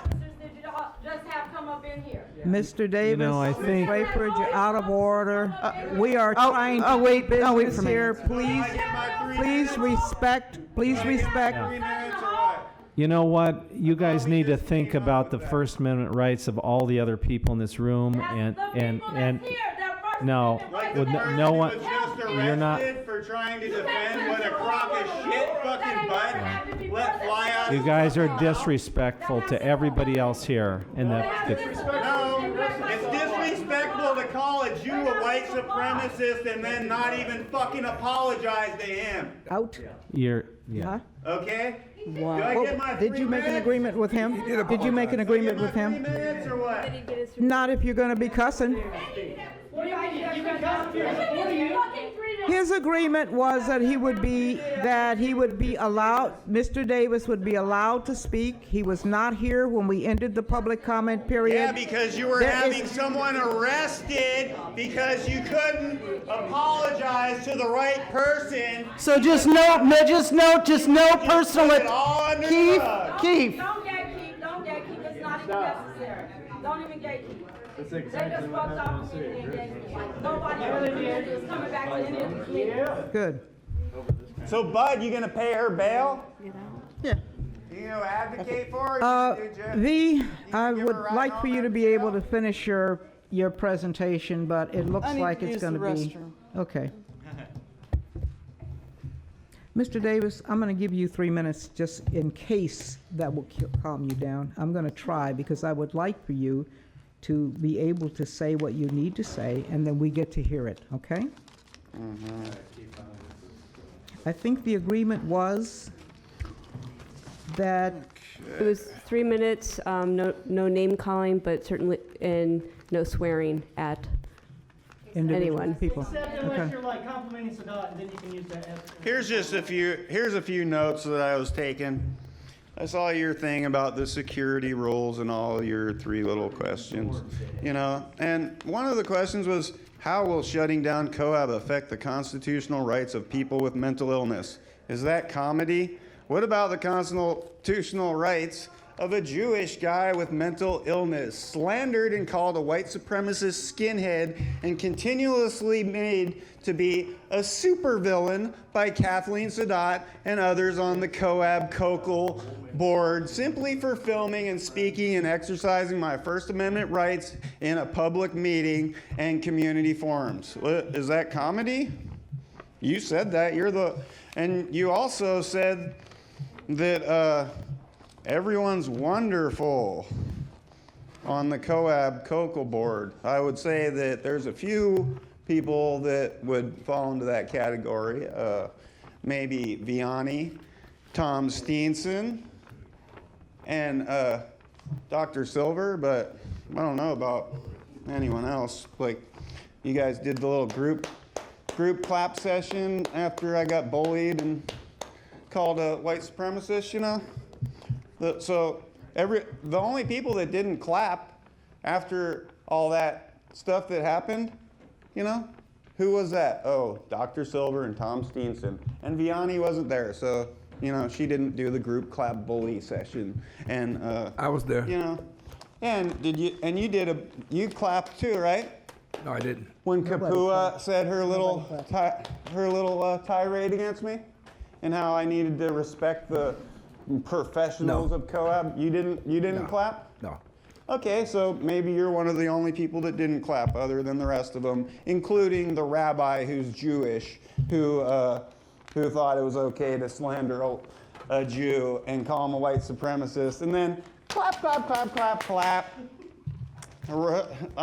I think I might have to pull that card on him, you know, see how he likes being called that, you know? Or maybe Bud, since you're so good at that, you could call the rabbi a white supremacist, okay? It's another white male Jew you can put your skinhead label on. And what you did say, actually, is that I strictly targeted black people. You didn't say that I filmed 3 members of COAB that happened to be black. You said that I was a skinhead that strictly targeted black people with my camera, right? Don't lie. Out with it, buddy. Out with it. There's a screenshot. You can't change it. You can't go back and Photoshop it. It's already been sent to the Department of Justice and all over, and thousands of citizens have seen it. So they know you're just obviously lying, deceptive, manipulative, and a total fraud, okay? Thank you. And Your time is up, Mr. Davis. no, it isn't. Yes, it is. Yeah, it's up. You're gonna miss your fat paycheck, and that's the only thing you're gonna miss from this Mr. Davis, meeting, your time. Kathleen. The agreement was You 3 are minutes. You are not Mr. going Davis. to attend these meetings in the future. Mr. Davis, you your barely time attended is any up. COAB meetings before you got your fat paycheck, right? So, Mr. Davis, your time is up. I'm not done talking. I should be able to go over a minute on something that's important. You're out. You're leaving in a week or two, so just deal with it. Can you just deal with it for once? Can you not have your power as the? Please respect everybody in the room, not the whole room. Please. I'm trying to, but I keep being Mr. Davis, shut your off, time is and I up. don't even get to say what I need to say. You said it, Mr. Davis. No, I don't. I still have 2 pages. Well, let's let someone else now. So I need a minute or 2 more. No, sir. Thank you. No. Thank you, Ms. Davis. Let the Jews speak. Yeah, let the Jews speak. You know, the COAB has a lot of work to do, and it's not being able to do that work. These people spend their time doing Yeah, they're work volunteers. We for- heard your spiel. We're volunteers too, okay? We're volunteers too. I guarantee you I volunteer more time in the streets for police accountability than Bud or the majority of the members of COAB. These are not the community that I serve. This is not the community. Mr. Davis, you're excluded from this meeting.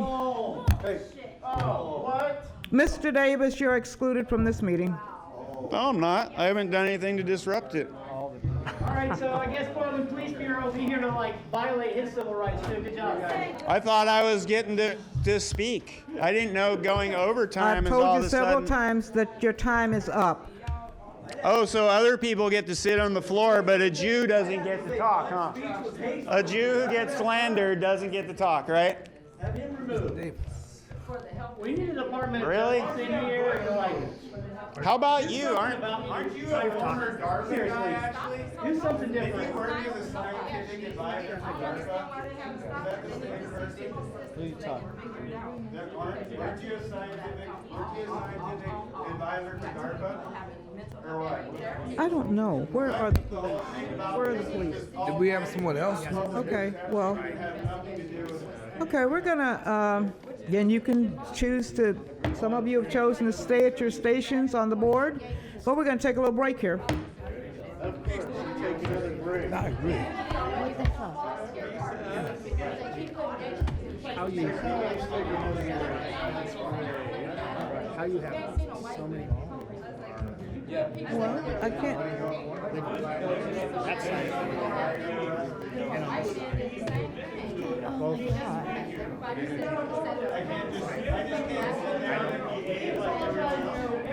I don't think we're very good at it. You still have the phenomenon that you can deal with.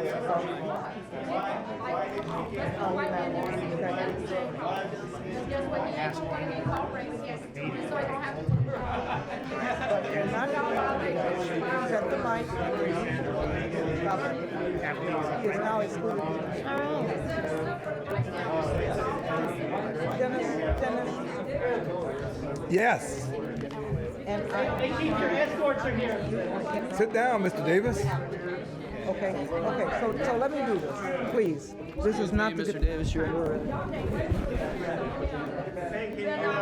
Hey, Bob. I'll take care of your stuff. Can you not use pain? And if I have to call them in one at a time, take them out, that's what we get to do.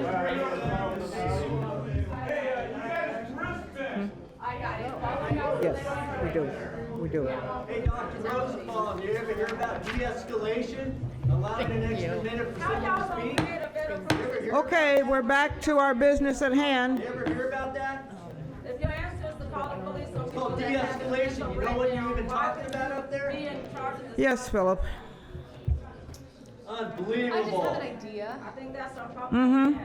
I have an idea regarding the report. Maybe if the COCL team was able to sit down with COAB and have like a roundtable discussion where we could have different community members join us at the different tables. We could have each individual discussions, and then the COCL team could kind of pick up on what the community wants in the next report. And that way they could be a little better prepared and maybe have, I guess, just a better idea of what would satisfy people for the next report. That's just one idea that we could set up, one idea of what it could look like for community feedback.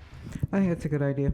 And I think some of that will come with the plans to go out into the community that are now in place, that have already started.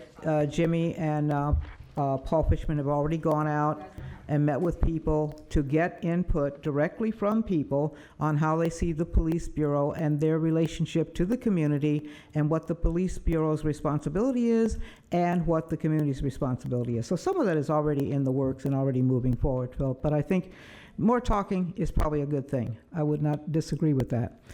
The focus right now is on the work of the COAB, what the work that has been done and the work that is ahead.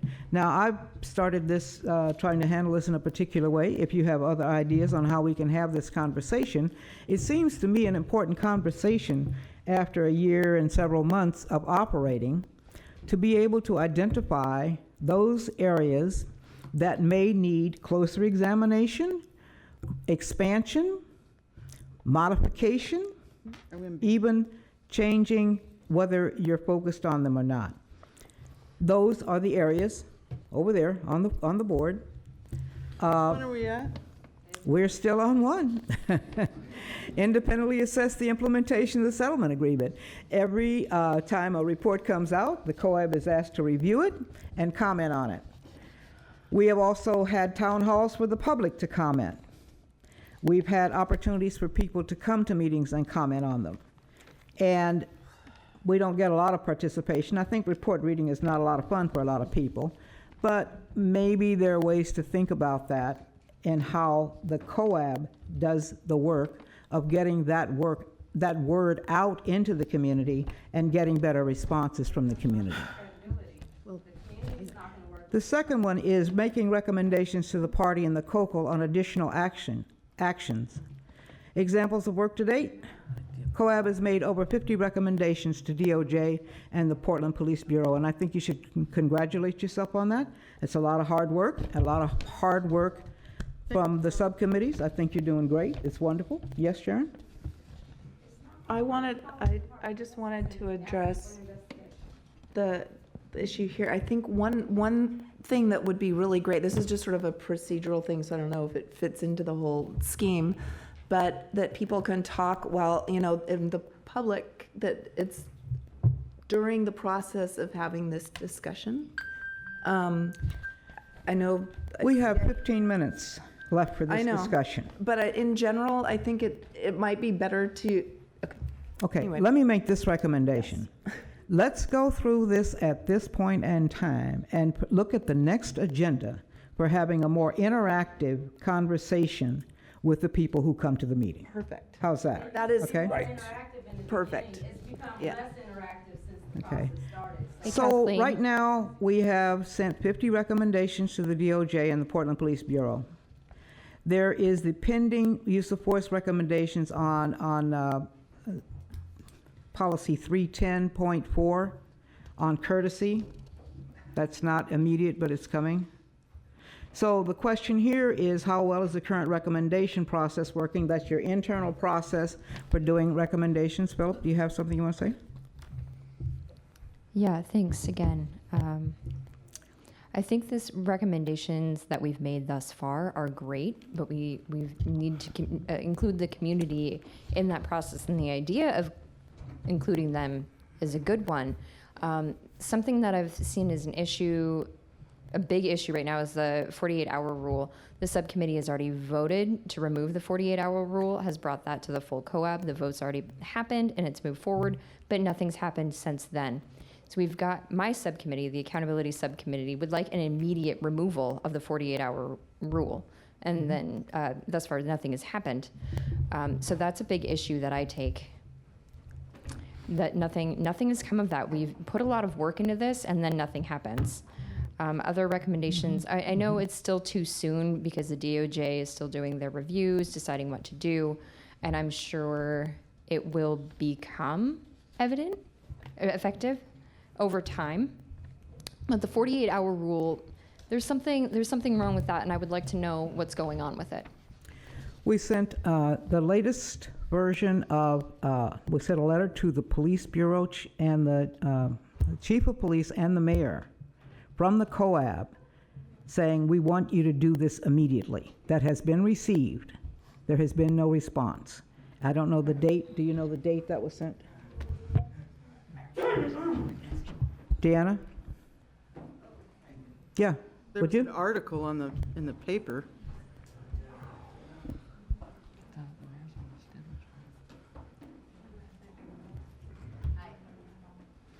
Can I have a mic here? I'm Deanna Weston Mitchell. I work for Mayor Hales, and the 48-hour rule is in the contract, or it's not really called the 48-hour rule, but that's what it's known as. It's in the PPA contract, and we were in a process to try and reopen the contract and get that removed. You may have read about that in the paper. It is a contractual negotiation that would have to happen. It's not something that we can just say it's gone. So it's. Excuse me, I have a quick question.